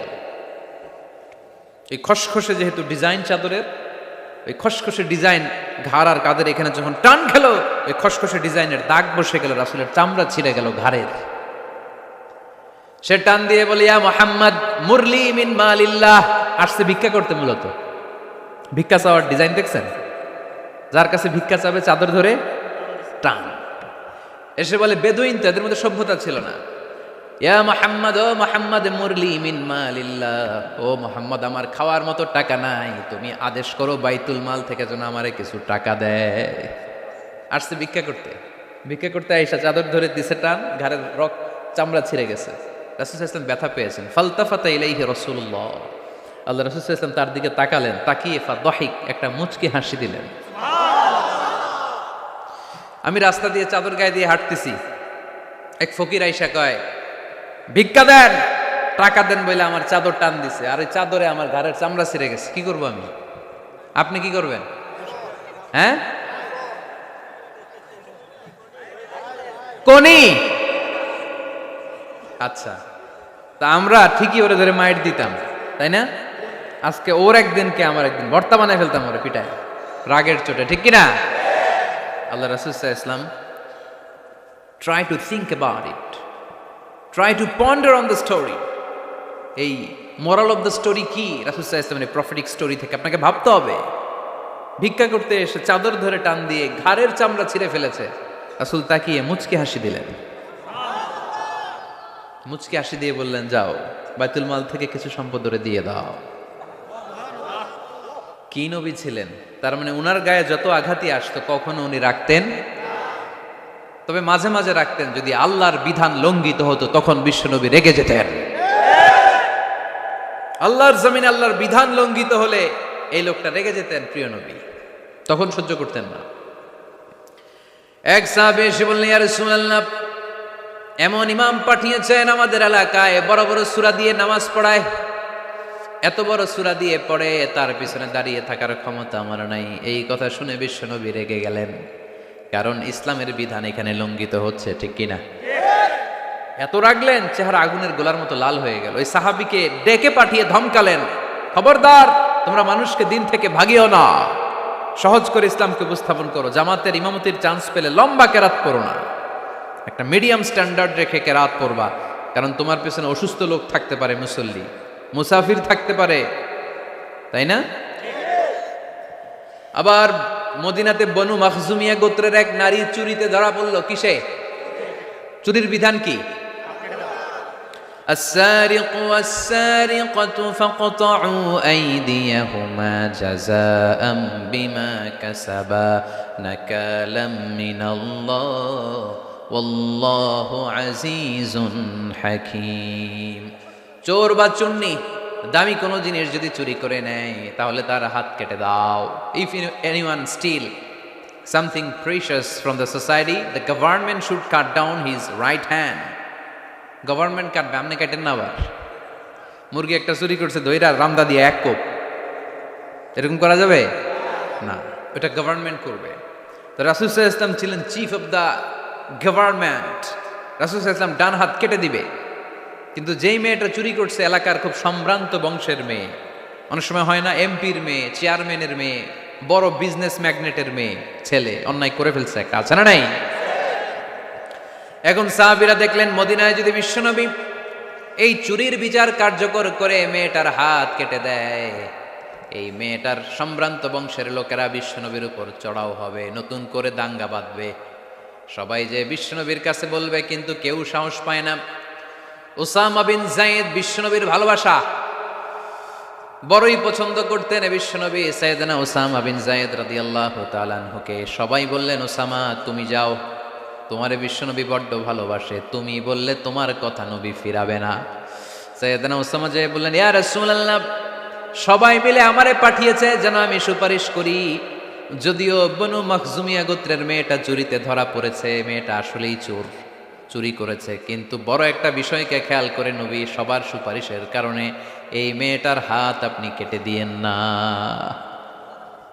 এই কথা বলার সাথে সাথে বিশ্বনবীর চেহারাটা আগুনের গোলার মতো লাল হয়ে গেল, খেপে গেলেন বিশ্বনবী, রেগে গেলেন, আর বললেন, এত বড় সাহস কোত্থেকে পেলে ওসামা?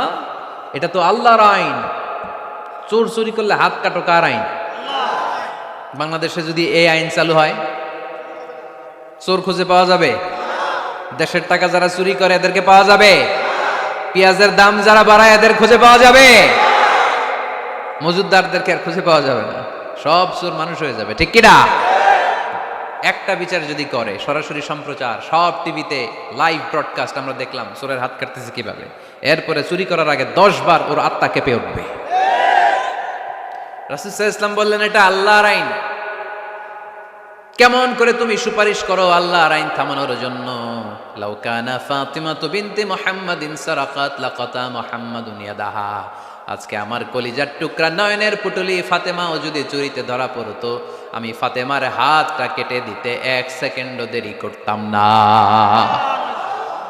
আমার মেয়ে ফাতেমাও যদি চুরি করতো আমি হাত কেটে দিতে দেরি করতাম। রেগে যেতেন প্রচন্ড, এমনি রাখতেন না। কেউ আক্রমণ করলে ব্যথা দিলে কষ্ট দিলে রাখতেন না। কিন্তু আল্লাহর জমিনে আল্লাহর বিধান যখন লঙ্ঘিত হতো আল্লাহ রাসূল সাল্লাল্লাহু আলাইহি ওয়াসাল্লাম রেগে যেতেন। তাহলে কোথায় রাগ করবেন আর কোথায় করবেন না বোঝা গেছে তো? সব জায়গায় রাগ করা যাবে? এজন্য মুত্তাকিনদের 2 নাম্বার বৈশিষ্ট্য ওয়াল কাযিমিনাল গায়যা। মুত্তাকিনরা রাগ দেখায় না, মেজাজ দেখায় না, বরং মুত্তাকিন বান্দারা আল্লাহর খুশির জন্য নিজের রাগ আর ক্রোধকে নিয়ন্ত্রণ করে। রাসূল সাল্লাল্লাহু আলাইহি ওয়াসাল্লাম আল্লাহর বিধান লঙ্ঘিত হলেই রেগে যেতেন, এছাড়া রাখতেন না। একবার তাহাজ্জুদের সময় সাইয়েদনা আলী রাদিয়াল্লাহু তাআলা আনহু আর ফাতেমা রাদিয়াল্লাহু তাআলা আনহাকে ডাকতে গেলেন তাহাজ্জুদ পড়ার জন্য। কিসের জন্য? যে ডাকলেন, দরজায় কড়া নাড়লেন, আলী ওঠো, ফাতিমা ওঠো। কিন্তু সাইয়েদনা আলী রাদিয়াল্লাহু তাআলা আনহু বললেন কি জন্য উঠবো? আল্লাহ রাসূল সাল্লাল্লাহু আলাইহি ওয়াসাল্লাম বললেন তাহাজ্জুদের জন্য। আলী রাদিয়াল্লাহু তাআলা আনহু একটু কৌশল করে বললেন আমাদের রুহু তো আল্লাহর হাতে। রুহু কার হাতে? আল্লাহ যখন রুহু ফিরাই দিবে তখন ঠিকই উঠবো, পড়বো তাহাজ্জুদের নামাজ, পড়বো রুহুটা ফিরে আসুক, পড়বো। একটু কৌশল করলেন। তো রাসূল সাল্লাল্লাহু আলাইহি ওয়াসাল্লাম এই কৌশলটারে পছন্দ করলেন না। রাসূল চাইছেন আমি বলা মাত্রই যেন উঠে যায়। রাসূল সাল্লাল্লাহু আলাইহি ওয়াসাল্লাম তখনও রেগে গেলেন। বুখারীর বর্ণনা, তিনি ফিরে আসতেছিলেন আর রাগে নিজের রানের মধ্যে চাপড়াচ্ছিলেন এরকম, ওয়াকারাল ইনসানু আকসারা শাইইন জাদালা। আরে মানুষ কত ঝগড়া করতে জানে, আরে মানুষ কত তর্ক করতে জানে, মানুষ যে কত ঝগড়া করে, মানুষ যে কত তর্ক করে, নিজের উপর নিজে ঝাল মিটাচ্ছিলেন রানের মধ্যে চাপড়াতে চাপড়াতে। সুবহানাল্লাহ পড়ে। আক্রমণ করলে রাখতেন না, ওটের নারী ভুঁড়ি চাপিয়ে দিলে রাখতেন না, কিন্তু ধর্মীয় বিধান লঙ্ঘিত হলে বিশ্বনবী রেগে যেতেন। চিল্লা এখন সুবহানাল্লাহ। এজন্য মুত্তাকিদের 2 নাম্বার বৈশিষ্ট্য আল কাযিমিনাল গায়দ, রাগকে সংবরণ করতে হবে, রাগ দেখানো যাবে না। রাগ দেখাবেন, কি করবেন? নিয়ন্ত্রণ করব। একজন নিয়ন্ত্রণ করবে শুধু, আর আপনারা কোপায় ফেলাইবেন সব। মাশাআল্লাহ। আরে বলো কি করবা? এভাবেই তো সমাজ পরিবর্তন হয়। শুনতে হবে তো আমার কথা, শুনতে হবে, জানতে হবে, দেন মানতে হবে। পরিবর্তনটা আস্তে আস্তে হয়। এই ঘুণে ধরা সমাজ এমনি নষ্ট হয় নাই, দীর্ঘদিনে নষ্ট হয়েছে। এটা ঠিক করতে হইলে আমাদের দীর্ঘ সময় লাগবে, দীর্ঘদিন লাগবে, অনেক ঘাম ঝরাতে হবে, অনেক পথ যেতে হবে, মাইলস টু গো। ঠিক কিনা? তাহলে রাগ দেখানো যাবে না। রাগকে কি করব? কন্ট্রোল করব। সবাই রাজি? যারা হাত তুলছিলা যে আমার রাগ বেশি, তোমাদের জন্য tips, how to control anger, কিভাবে রাগ কমাতে হয়। আল্লাহ রাসূল সাল্লাল্লাহু আলাইহি ওয়াসাল্লাম এটাও শিখিয়ে দিছে। শুধু হুজুরে কইছে সুবহানাল্লাহ। সুবহানাল্লাহ বললে কি গুনাহ হবে? একবার সুবহানাল্লাহ বললে আকাশের জমিনের মাঝখানে সব ফাঁকা জায়গাটা সওয়াব দিয়ে ওই সওয়াব আল্লাহ আপনার আমলনামায় ঢুকায় দিবে। খুব চালাক এই এলাকার লোকেরা, সওয়াবের কথা শুই না, লাভ শুই না। সুবহানাল্লাহ, লাভ আছে যেখানে আমরা আছি। তো হাউ টু কন্ট্রোল অ্যাঙ্গার, কিভাবে রাগ থামাবো? যেহেতু মুত্তাকিনদের 2 নম্বর বৈশিষ্ট্য ওয়াল কাযিমিনাল গায়য, মুত্তাকিদের বৈশিষ্ট্য তারা রাগকে নিয়ন্ত্রণ করে। আল্লাহ রাসূল শিখাই দিলেন, 4টা পদ্ধতি শিখালেন রাগ কমানোর। কয়টা মনে থাকবে? অ্যাপ্লাই করবো এগুলো, দেখবো আজকে থেকে রাগ কমে কিনা। পারা যাবে? 2 সাহাবী বিশ্বনবীর সামনে ঝগড়া লাগলেন, কথা কাটাকাটি, কথার পিঠে কথা, কথার নাম লতা। কথা বলতে বলতে ঝগড়া লাগতে লাগতে এক সাহাবী রেগে মেগে আগুন, মারামারির জন্য উদ্ধত হলেন। বিশ্বনবী দেখলেন ওই সাহাবীর চেহারাটা একেবারে আগুনের গোলার মতো লাল হয়ে গিয়েছে। বিশ্বনবী বললেন, ইন্নী লা আ'লামু কালিমাতান, আমি এমন একটা বাক্য জানি, এই রাগান্বিত সাহাবী যদি এখন এই বাক্যটা পড়া শুরু করে দেয়, তার রাগটারে নিমিষেই ঠান্ডা বানাইয়া দিবে কে? ওই সাহাবী বললেন, ইয়া রাসূলুল্লাহ, কি সেই বাক্য আমারে শিখাইয়া দেন। বিশ্বনবী বললেন, পড়ো, আউযু বিল্লাহি মিনাশ শাইতানির রাজীম। আবার পড়েন, আউযু বিল্লাহি মিনাশ শাইতানির রাজীম। সুবহানাল্লাহ। রাগ কমানোর দোয়া, সহিহ হাদিস। ওই সাহাবী যদি এই বাক্যটা পড়ে তার রাগ কমে যাবে। বাক্যটা হচ্ছে আউযু বিল্লাহি মিনাশ শাইতানির রাজীম। বিতাড়িত শয়তানের কাছ থেকে আল্লাহর কাছে পানাহ চাচ্ছি, প্রোটেকশন চাচ্ছি। বলতে দেরি, রাগ থামতে দেরি হবে। টিপস নাম্বার 1 মনে থাকবে তো? টিপস নাম্বার 2, বিষ্ণু বললেন ইদা গাদিবা আহাদুকুম ফালিয়াসকুত। তোমাদের যখন প্রচন্ড রাগ চলে আসে, বেশি যখন প্রচন্ড যখন তোমরা রেগে যাও, তখন কথা বন্ধ করে চুপ হয়ে যাও। কি করতে হবে? চুপ, একেবারে চুপ। অনেকে রাগের সময় গড়গড় করে কি যেন বলতে থাকে, আছে না নাই? রাগে গড়গড় করতে থাকে আর কি যেন বলতে থাকে। যত বলবেন, যত গালি দিবেন, বলে না গালি দেয় না রাগের সময়, অশ্রাব্য ভাষায় অনেকে গালি গালাজ শুরু করে দেয়, আছে না নাই? না, আসুকুত ইদা গাদিবা আহাদুকুম ফালিয়াসকুত। আল্লাহ রাসূল সাল্লাল্লাহু আলাইহি ওয়াসাল্লাম বললেন, যখন তোমাদের কেউ প্রচন্ড রেগে যায়, সে তার কথা যেন বন্ধ করে দেয়।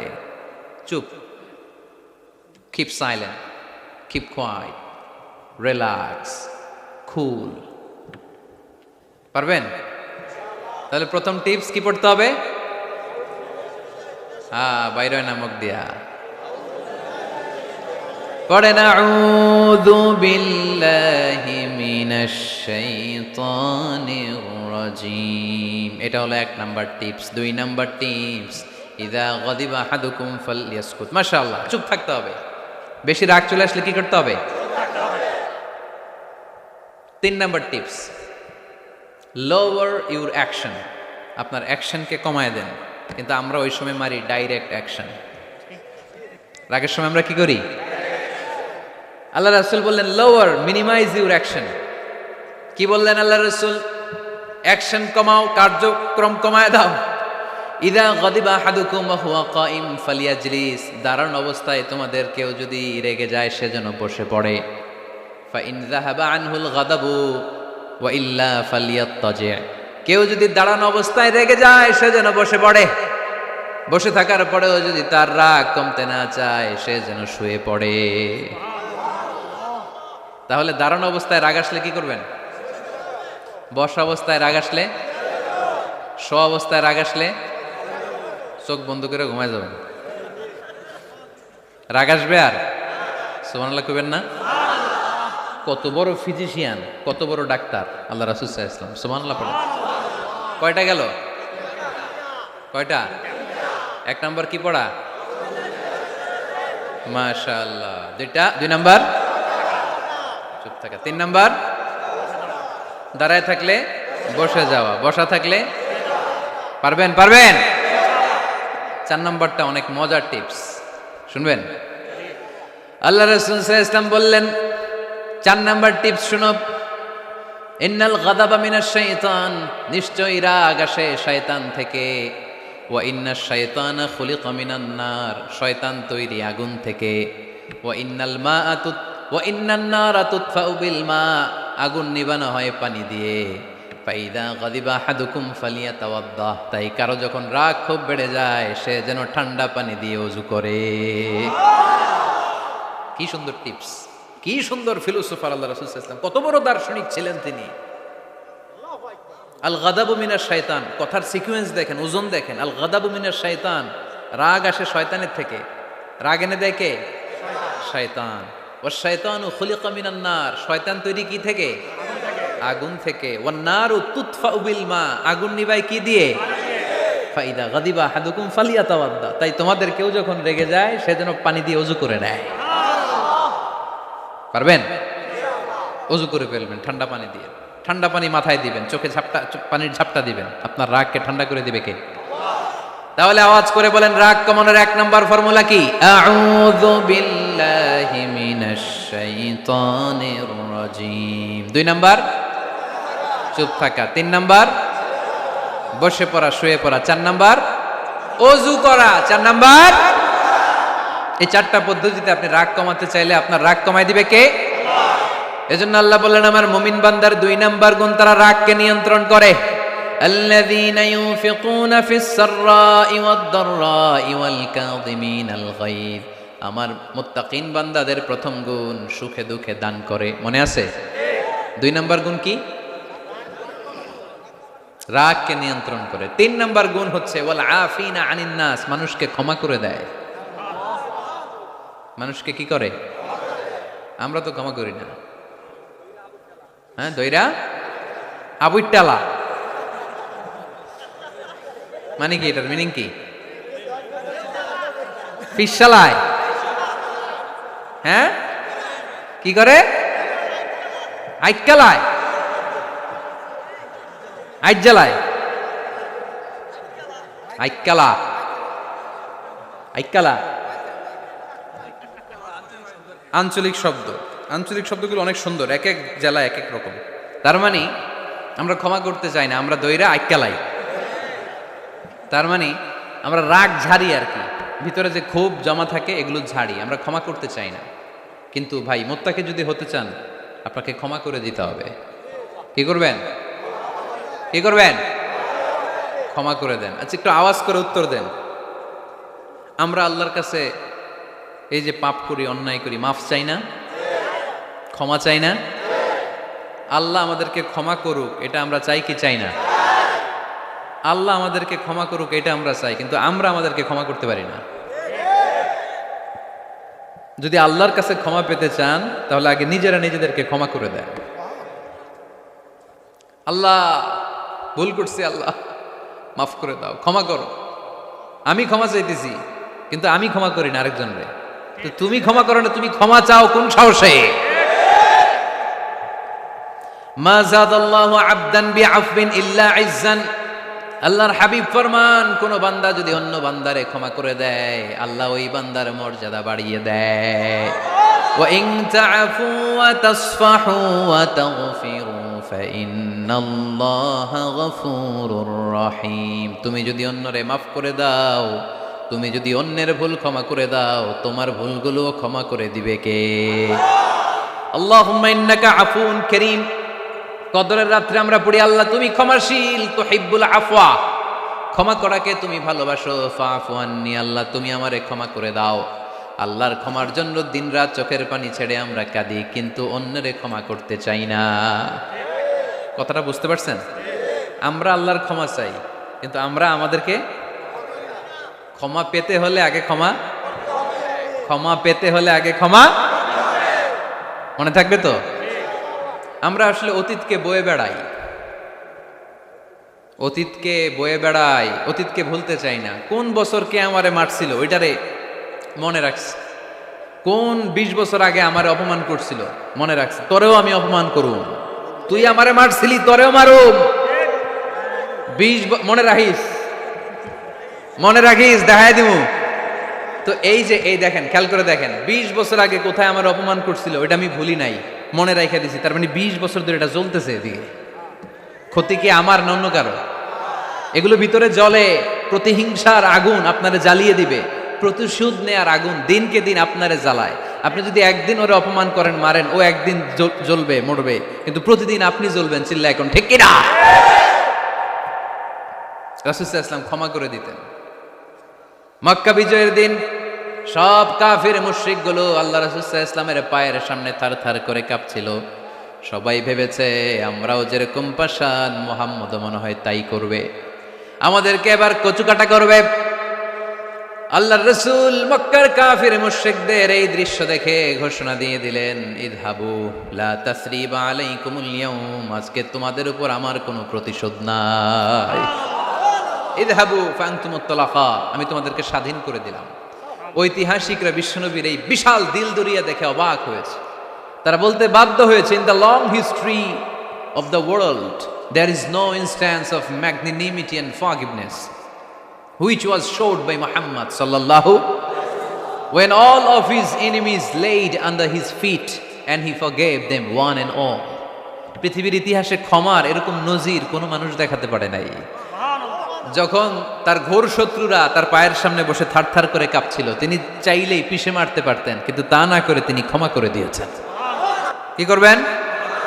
ওয়ালা আফিনা আনিন নাস, মুত্তাকি বান্দার 3 নম্বর বৈশিষ্ট্য, মুত্তাকি বান্দারা ক্ষমা করে দেয়। তারা মনের মধ্যে হিংসা, রাগ এগুলো পুষে রাখে না। সুবহানাল্লাহ পড়েন। যারা ক্ষমা করে এরা অনেক ভালো থাকে ভাই, জানেন? আপনি ক্ষমা করে দিলে আপনি শান্তিতে থাকবেন। আপনি যদি আপনার ব্যাড এক্সপিরিয়েন্স, তিক্ত অভিজ্ঞতা, কে আপনার গালি দিছিল, কষ্ট দিছিল, সবসময় এগুলো বয়ে বেড়ান, it will burn yourself inside. এগুলো আপনার ভিতরে জ্বালায় পড়ে সারখার করে দিবে। আর যদি ভুলে যান, জায়গায় মাফ করে দেন, তাহলে শোধবোধ সব শেষ। আমি আছি শান্তিতে, ঠিক কিনা? আমরা শান্তি চাই কি চাই না? আমরা অতীতের এই কষ্ট বুকে নিয়ে আর চলতে চাই? সমাধান একটাই, ক্ষমা করে দেন। স্টামফোর্ড ইউনিভার্সিটি, ক্যালিফোর্নিয়ার স্টামফোর্ড ইউনিভার্সিটির একজন প্রফেসর ফ্রেডরিক লাস্কিন, ওনার একটা আর্টিকেল আমি পড়েছি। ওখানে উনি গবেষণা চালিয়েছেন, অনেক মানুষের মধ্যে গবেষণা চালিয়ে দেখেছেন যে যারা অন্যরা ক্ষমা করতে পারে না, এদের রোগবালাই বেশি, কষ্ট বেশি। আর যারা সহজে ক্ষমা করে দেয়, এরা সবসময় শান্তিতে থাকে। এটা পরীক্ষিত, এটা ওনার একটা রিসার্চ। এরপর আমেরিকাতে একটা স্টেট আছে ম্যাসাচুসেট। এই ম্যাসাচুসেট জেনারেল হসপিটালে একজন পৃথিবী বিখ্যাত সাইকিয়াট্রিস্ট বসে, মনোবিজ্ঞানী, নাম হচ্ছে প্রফেসর হারবার্ট বেনসন। এই হারবার্ট বেনসন উনিও ওনার সব রোগীদেরকে দিয়ে একটা ফর্ম পূরণ করায়। সেখানে উনি কিছু কোশ্চেনার ছুড়ে দেয়, প্রশ্ন করে আর উত্তর নেয়। পরে জরিপ করে উনি দেখতে পেয়েছে ওনার যে সমস্ত রোগীরা মনের ভিতরে রোগ, এই রাগ, এই ক্ষোভ, এই হিংসা বিদ্বেষ এগুলো অন্তরে পুষে রেখেছে, এদের স্ট্রোক করার এবং হার্ট অ্যাটাক করার রেটিংটা বেশি। এরা মেন্টাল স্ট্রেসে ভোগে বেশি। আর যারা সহজে ক্ষমা করে দেয়, মাফ করে দেয়, এদের মধ্যে এই রোগ বালাই নাই। যেরকম সুবহানাল্লাহ। এজন্য আল্লাহ বললেন মুত্তাকিনদের 3 নাম্বার বৈশিষ্ট্য, মুত্তাকিনরা আল্লাহর কাছে যেমনি ক্ষমা চায়, তারা নিজেরাও অন্যদেরকে তেমনি ক্ষমা করে দেয়। ওয়াল আফিনা আনিন নাস, আজকে থেকে আমরা মানুষের ক্ষমা করে দিব। কারো জন্য অন্তরে কোনো হিংসা বিদ্বেষ পুষে রাখা যাবে? অনেকে এগুলো ভুলতে চায় না, পেলে পুষে বড় করে, আর ভিতরে খালি জ্বলে। ভিতরে কি করে? এই জ্বালাও পোড়াও আমরা বয়ে বেড়াতে চাই না। মুসনাদে আহমদ ইবনে হাম্বলের হাদিস, চমৎকার একটা ঘটনা। কানগুলো খরগোশের কানের মতো খাড়া করে শোনেন। আল্লাহ রাসূল সাল্লাল্লাহু আলাইহি ওয়াসাল্লাম কোন একটা মজলিসে একজন আনসারী সাহাবীর ব্যাপারে ঘোষণা দিল, বলল এখন যে সাহাবী এসে বসবে সে সাহাবী জান্নাতি। আনসারী সাহাবী এসে বসলো, সবাই তো অবাক, আমাদের কারো ব্যাপারে বিশ্বনবী এই কথা বলল না, এই আনসারী সাহাবী জান্নাতি। আবার কয়েকদিন পরে আরেকটা মজলিসে বিশ্বনবী আবার ঘোষণা দিলেন, এই মুহূর্তে এমন একজন সাহাবী এসে এইখানে বসবে, এই সাহাবীটা জান্নাতি। সবাই খেয়াল করে দেখলো, আগের মজলিসে যেই লোকটাকে বিশ্বনবী জান্নাতি বলে ঘোষণা দিয়েছে, আজকেও ওই সাহাবী এসে ওই জায়গায় বসেছে। তৃতীয় দিন আবার বিশ্বনবী বললেন, এখন একজন সাহাবী এখানে এসে বসবে, সে জান্নাতি। সবাই খেয়াল করে দেখলো, ওই সাহাবীটাই আবার এসে বসেছে। সবাই অবাক, কি আজীব, কি আছে এই সাহাবীর মধ্যে, যে সাহাবীর ব্যাপারে খুদ বিশ্বনবী 3 বার ঘোষণা দিলেন যে সে জান্নাতি। সবচেয়ে বেশি অবাক হয়েছিলেন সাইয়েদনা আব্দুল্লাহ ইবনে আমর ইবনে আস। মনে মনে ভাবলেন, এটা তো চারটেখানে কোনো কথা না, বিশ্বনবীর অ্যানাউন্সমেন্ট। দুনিয়ার বুকে বিশ্বনবী 3 বার এই আনসারী সাহাবীকে জান্নাতি বলে ঘোষণা দিয়েছে, নিশ্চয়ই এই সাহাবীর এমন বিশেষ কোনো আমল আছে, এমন বিশেষত্ব আছে যেটা আমাদের মধ্যে নাই। যেমন করেই হোক এই সাহাবীর ভেতরের সব খবর আমার জানতে হবে। সাইয়েদনা আব্দুল্লাহ ইবনে আমর ইবনে আস একবার পরিকল্পনা করে ওই সাহাবীর বাড়িতে চলে গেলেন, যে বললেন, ভাই আমার আব্বার সাথে কয়েকদিন ধরে ঝগড়া, আমার ঘরে থাকতে মন চাচ্ছে না, তোমার বাসায় মেহমান হয়ে এসেছি, যদি তুমি অনুমতি দাও তোমার বাড়িতে 3 দিন মেহমান হয়ে আমি থাকতে চাই। কখন এই আনসারী সাহাবী কি করে, 1 দিন 2 দিন 3 দিন পর্যন্ত ফলো করার পরে সাইয়েদনা আব্দুল্লাহ ইবনে আমর ইবনে আস এমন কোনো বিশেষ আমল এই সাহাবীর মধ্যে খুঁজে পায় নাই। 3 দিন গভীরভাবে পর্যবেক্ষণ, অবজারভেশনের পরে বিশেষ কোনো আমল ওনার চোখে পড়ে নাই। এবার 3 দিন পরে তো চলে যাবার পালা, ঠিক কিনা? এবার তিনি সোজা সাপটা আনসারী সাহাবীর কাছে যে ভিতরের কথা খুলে বলে ফেললেন, বললেন, ও ভাই, আসলে আমার বাবার সাথে এমন বড় কোনো ঝগড়া আমার হয় নাই যে কারণে বাড়ি থেকে বের হয়ে তোমার মেহমান আমার হওয়া লাগবে। আমি বিশেষ এক উদ্দেশ্যে এসেছি। কি উদ্দেশ্য? আব্দুল্লাহ ইবনে আমর ইবনে আস এবার বলতে আরম্ভ করলেন, আমরা খেয়াল করেছি 3টা মজলিসে বিষ্ণু ঈসা ইসলাম তোমাকে জান্নাতি বলে ঘোষণা করেছে, তাই আমি জানার জন্য এসেছি তুমি এমন কি আমল করো যে কারণে বিশ্বনবী ঘোষণা দিলেন যে তুমি জান্নাতি। কি এমন বিশেষ আমল আছে তোমার, আমার একটু বলো, আমি ওই আমল করে জান্নাতি হতে চাই। আল্লাহু আকবার। এবার আনসারী সাহাবী মুখ খুললেন, ও উনি বললেন, ও ভাই আব্দুল্লাহ ইবনে আমর ইবনুল আস, এমন কোনো বিশেষ আমল আমার নাই। হালাল পন্থায় রুজি করি, ব্যবসা করি, নামাজের সময় নামাজ পড়ি, রাতে এসে ঘুমিয়ে যাই, ফজরের আগ দিয়ে উঠে তাহাজ্জুদ পড়ি, সময় মতো জিকির আজকার করি, কোরআন তেলাওয়াত করি, কিছু দান সদকা করি। সবাই যা করে আমিও তাই করি, স্পেশাল কোনো আমল আমার জীবনে নাই। তবে আব্দুল্লাহ ইবনে আমর ইবনুল আস, শুনে রাখো, একটা কাজ আমি প্রতি রাতে করি, হয়তো বা এই কারণেও বিশ্বনবী আমার ব্যাপারে এমন ঘোষণা দিতে পারে। আব্দুল্লাহ বললেন, ও আনসারী সাহাবী, কি কাজ তুমি করো? এবার আনসারী সাহাবী বলতে লাগলেন, প্রতি রাতে যখন আমি আমার বিছানায় ঘুমোতে যাই, আমি কারো ব্যাপারে কোনো রাগ, কোনো হিংসা, কোনো ক্ষোভ অন্তরে নিয়ে ঘুমাতে যাই না। ওই দিন যার সাথে যা হয়েছে সবাই রে মাফ করে দিয়ে মিটমাট করে একটা প্রশান্ত অন্তর নিয়ে আমি বিছানায় ঘুমাতে যাই।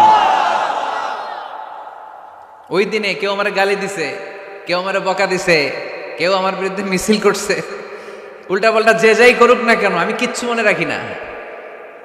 আওবি ইলা ফিরাশি, আমি এমন ভাবে আমার বিছানায় যাই, ওয়ালাইসা ফি কলবি হিকদুন আলা আহাদ, এমন অবস্থায় আমি শুয়ে পড়ি যে আমার হৃদয়ে কারো ব্যাপারে, আমার হৃদয়ে কোনো ক্ষোভ নাই, কোনো হিংসা নাই, কোনো অহংকার নাই, সব রাগ ক্ষোভ ভুলে গিয়ে সবাইকে ক্ষমা করে দিয়ে আমি বিছানায় ঘুমাতে যাই। এজন্য বিশ্বনবী এই সাহাবীকে তিনটা মজলিসের ভরা মজলিসের মধ্যে জান্নাতি বলে ঘোষণা করেছে। এই হাদিস থেকে শিক্ষা হলো, আমরাও যদি প্রতি রাতে বিছানায় ঘুমোতে যাওয়ার আগে সবাই রে মাফ করে দিয়ে মনের যত ক্ষোভ জ্বালা যন্ত্রণা আছে সব ভুলে যে বিছানায় ঘুমাতে পারি, এই সাহাবীর মতো আমাদেরকেও জান্নাতি হিসেবে কবুল করবে কে? পারবেন আজকে থেকে? বিছানায় যাওয়ার আগে কি করবেন? আজকে সবাইরে মাফ করে দিব। যে আমার উপর জুলুম করছে ওই বিচার আল্লাহ করবে। কে কি বললো ওটা দেখার দরকার নাই। কারো ব্যাপারে কোনো ক্ষোভ, কোনো তিক্ত অভিজ্ঞতা, জ্বালা যন্ত্রণা অন্তরে রাখবেন? রাখলে লাভ না লস? এটা আরো জ্বালা দিবে আমারে, এটা আরো ভেতর থেকে কষ্ট দিবে। It will burn me inside, ভিতরে জ্বালিয়ে পুড়িয়ে শেষ করে দিবে। এগুলো বয়ে বেড়াতে চাই না আমি সব মাফ করে দিতে চাই। চিল্লায় বলো ঠিক কিনা? এজন্য আল্লাহ বললেন, আমার মুত্তাকিন বান্দাদের 3 নাম্বার বৈশিষ্ট্য, তারা অন্যের প্রতি রাগ ক্ষোভ অন্তরে পুষে রাখে না। অন্তরে রাগ ক্ষোভ জ্বালা পেলে পুষে রাখে না, বরং সবাইকে মুত্তাকি বান্দারা ক্ষমা করে দেয়। পারা যাবে? কি করবেন? ক্ষমা করব। কি করবেন? 3টা গেল, আর কয়টা? 2 মিনিটে শেষ করে দিবেন ইনশাআল্লাহ। মোট মুত্তাকিনদের বৈশিষ্ট্য কয়টা? হ্যাঁ, গেছে কয়টা? 1 নম্বরটা কি ছিল বলেন? মাশাআল্লাহ, সুখে দুঃখে, সুখে দুঃখে সবসময় দান করা। 2 নাম্বার, রাগকে নিয়ন্ত্রণ করা। 3 নাম্বার, ক্ষমা করে দেয়া। এই কাজগুলো যারা করে তাদেরকে আল্লাহ পছন্দ করে। আল্লাহ বললেন, ওয়াল্লাহু ইউহিব্বুল মুহসিনিন, অন্যের প্রতি যারা ইহসান করে তাদেরকে পছন্দ করে কে? মুত্তাকিনদের 4 নাম্বার বৈশিষ্ট্য, আল্লাযীনা ইযা ফাআলু ফাহিশাতান আও যালামু আনফুসাহুম যাকারুল্লাহা ফাস্তাগফিরু লিযুনুবিহিম ওয়া মান ইয়াগফিরুয যুনুবা ইল্লাল্লাহ। সুবহানাল্লাহ। 4 নাম্বার বৈশিষ্ট্য, মুত্তাকিরা যদি কোনো অশ্লীল কাজ করে, অশ্লীল কাজ হয়ে যেতে পারে না? যুবক ভাইরা, তোমাদের ওয়াজ, ভুল হইতে পারে। ভুল করে পরকীয়ায় জড়ায় গেছো, বিবাহ বহির্ভূত সম্পর্কে জড়ায় গেছো, খারাপ সম্পর্কে জড়ায় গেছে, কেউ অশ্লীল কাজ করে ফেলছে, ব্লু ফিল্ম দেখে ফেলছে, নিজের উপর নিজে জুলুম করে ফেলছে, ক্ষমার দরজা মনে হয় বন্ধ। হ্যাঁ, খোলা আছে না নাই? আল্লাহ বললেন, আল্লাযীনা ইযা ফাআলু ফাহিশাতান আও যালামু আনফুসাহুম, মুত্তাকিনরা যেহেতু মানুষ, ভুল তাদের হতেই পারে, ভুলের ঊর্ধ্বে কেউ না, ঠিক কি না? মুত্তাকিনরা যদি ভুল করে ফেলে, অন্যায় করে ফেলে, অশ্লীল কাজ করে ফেলে, স্মরণ হওয়া মাত্রই যাকারুল্লাহ, তারা আল্লাহর স্মরণ করে। They return back to their lord, তারা আল্লাহর দিকে ফিরে আসে, তারা পাপের জন্য অনুতপ্ত হয়। কারণ সবাই পাপী, কথা কন। পাপ করেন নাই এরকম আল্লাহর ওলি কারা কারা দেখি? পিছনেও নাই। পৃথিবী না জানু আমি তো জানি, পৃথিবী না জানুক আমি তো জানি আমি কি পাপ করেছি হায়। সবার জানা আছে না? পাপ আছে না নাই?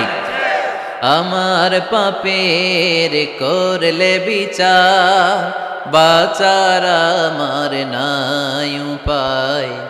দয়াময় প্রভু মাফ করো আমায়, মাফ করো আমায়। পড়েন আমিন। তার মানে মুত্তাকিনদের ৪ নাম্বার বৈশিষ্ট্য, মুত্তাকিরা যদি কোনো পাপ করে ফেলে যাকারুল্লাহ, সাথে সাথে স্মরণ করে কারে? অনুতপ্ত হয়। ফাস্তাগফারু লিযুনুবিহিম, তারা তাদের পাপের জন্য আল্লাহর কাছে ক্ষমা চায়। ভুল আমাদের হতে পারে, সবাই পাপী, পাপীর ঘরের পাপী, ঠিক কিনা? আমি পাপী, আমার বাবা পাপী, আমার দাদা, আমার 14 গোষ্ঠী পাপী। কিন্তু পাপীদের মধ্যে বিশ্বনবী বললেন শ্রেষ্ঠ পাপী ওই পাপী যেই পাপী পাপ করার পরে তওবা করে কার কাছে? মুত্তাকিদের ভুল হতে পারে, যেহেতু মানুষ যদি ভুল করে ফেলে তারা অনুতপ্ত হয়, আল্লাহর কাছে ক্ষমা চায়, কারণ তারা জানে ওয়া মাইয়াগফিরুয যুনুবা ইল্লাল্লাহ। মুত্তাকিরা জানে আল্লাহ ছাড়া ক্ষমা করার কেউ নাই। আমাদেরকে মাফ করে কে? ক্ষমা করে কে? যদি ভুল হয়ে যায়, অন্যায় হয়ে যায়, পাপ হয়ে যায়, চোখের পানি ছেড়ে দিয়ে আল্লাহরে ডেকে বলেন, আল্লাহ আমি ছাড়া তোমার গোলামের অভাব নাই, আমি ছাড়া তোমার বান্দার অভাব নাই, আমি ছাড়া তোমার অনেক বান্দা, কিন্তু তুমি ছাড়া আমার কোনো রব নাই। আমি ছাড়া তোমার বান্দা বান্দির অভাব দুনিয়ার বুকে নাই, কিন্তু তুমি ছাড়া আমার দ্বিতীয় কোনো রব আছে নাকি? দুনিয়ার বুকে কারো কাছে যদি কোনো জিনিস নিয়ে যাই, ফিরিয়ে দিলে আরেকজনের কাছে যাওয়া যায় কি যায় না? কারো কাছে কিছু চাইলাম দিল না, অন্যের কাছে যে চাওয়া যায় কি যায় না? কিন্তু আল্লাহর কাছে যখন ক্ষমা চাই, আল্লাহ যদি আমাদেরকে ফিরিয়ে দেয়, অন্য কারো কাছে যে চাওয়ার সুযোগ আছে নাকি? কারণ আমাদের রব একজন, সেজদা দেয় একজন রে, চিল্লায় বলতে হবে তিনি কে? وَمَن يَغْفِرُ الذُّنُوبَ إِلَّا اللَّهُ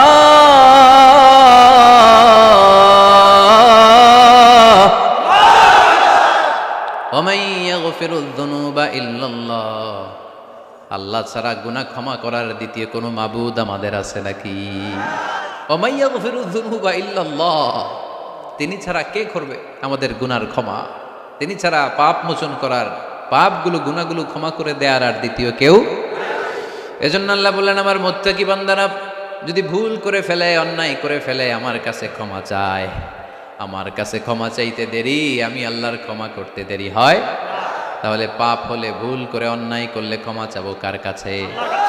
4টা গুণের কথা বললাম, কয়টা? 4 নাম্বার হচ্ছে যদি ভুল হয়ে যায়, যদি অন্যায় করে ফেলি, ক্ষমার দরজা খোলা, আমরা সে আল্লাহর কাছে চাইব, আল্লাহর কাছে ক্ষমা মাংনা করব। চিল্লায় বলেন ঠিক কিনা? এরপরে 5 নম্বরে আল্লাহ বললেন, ওয়ালাম ইউসিররু আলা মা ফাআলু ওয়া হুম ইয়ালামুন, তারা জেনে শুনে ওই পাপ বারবার করবে না। সুবহানাল্লাহ পড়েন। ভুল একটা হয়ে গেছে, ক্ষমা চাইলাম, সকালে খাদ্যে ভেজাল দিছি, বিকালে মাফ চাইলাম, আল্লাহ ভুল করে ফেলছি মাফ করে দাও। এরপরের দিন দোকানে যে আবার ভেজাল মিশাইলাম, আবার মাফ, এরপরের দিন আবার মাফ, আল্লাহ মাফ করবে? সকালবেলায় ওজনে কম দিলাম, বিকেলে মাফ চাইলাম, আল্লাহ ভুল হয়ে গেছিল ক্ষমা করে দাও। এরপরের দিন দোকানে যে আবার ওজনে কম দিলাম, আবার রাত্রিবেলা মাফ চাইলাম, তারপরের দিন আবার কম দিলাম, আবার মাফ চাইলাম। এরকম করলে মাফ করবে নাকি? ওয়ালাম ইউসিররু আলা মা ফাআলু ওয়া হুম ইয়ালামুন, জেনে বুঝে ওই পাপ কাজ আর করবে না। কালে ভদ্রে 2-1 বার ভুল অন্যায় পাপ হয়ে যেতে পারে, কিন্তু মুমিনরা কি ওটা কন্টিনিউ করে? মুত্তাকিনরা কি ওটা বারবার চালিয়ে যায়? বারবার চালালে এটা আল্লাহর সাথে গেম খেলা হয়, ঠিক কিনা? সকালে আল্লাহ রেখে ওই একটা, বিকালে আজকে একটা, কালকে এমনটা করা যাবে? এজন্য আল্লাহ বললেন, আমার মুত্তাকি বান্দাদের 5 নম্বরে বৈশিষ্ট্য হলো ওয়ালাম ইউসিররু আলা মা ফাআলু ওয়া হুম ইয়ালামুন। ওয়ালাম ইউসিররু, তাফসীর ইবনে কাসীরে এর তাফসীর এসেছে ওয়ালাম ইয়াস্তামিররু আলা মা ফাআলু ওয়া হুম ইয়ালামুন, জেনে বুঝে যেই ভুল কাজ করে ফেলছে এটা বারবার করে না। এজন্য বারবার করা যাবে? মাফ চাওয়ার পরে ওই কাজ আর করব আমরা? এই 5টা কাজ যদি করি তাহলে মুত্তাকিদের কাতারে আমাদেরকে উঠাই দিবে কে? এজন্য আল্লাহ বললেন উলাইকা জাযাউহুম মাগফিরাতুম মির রাব্বিহিম ওয়া জান্নাতুন তাজরি মিন তাহতিহাল আনহারু খালিদিনা ফিহা ওয়া নি'মা আজরুল আমিলিন।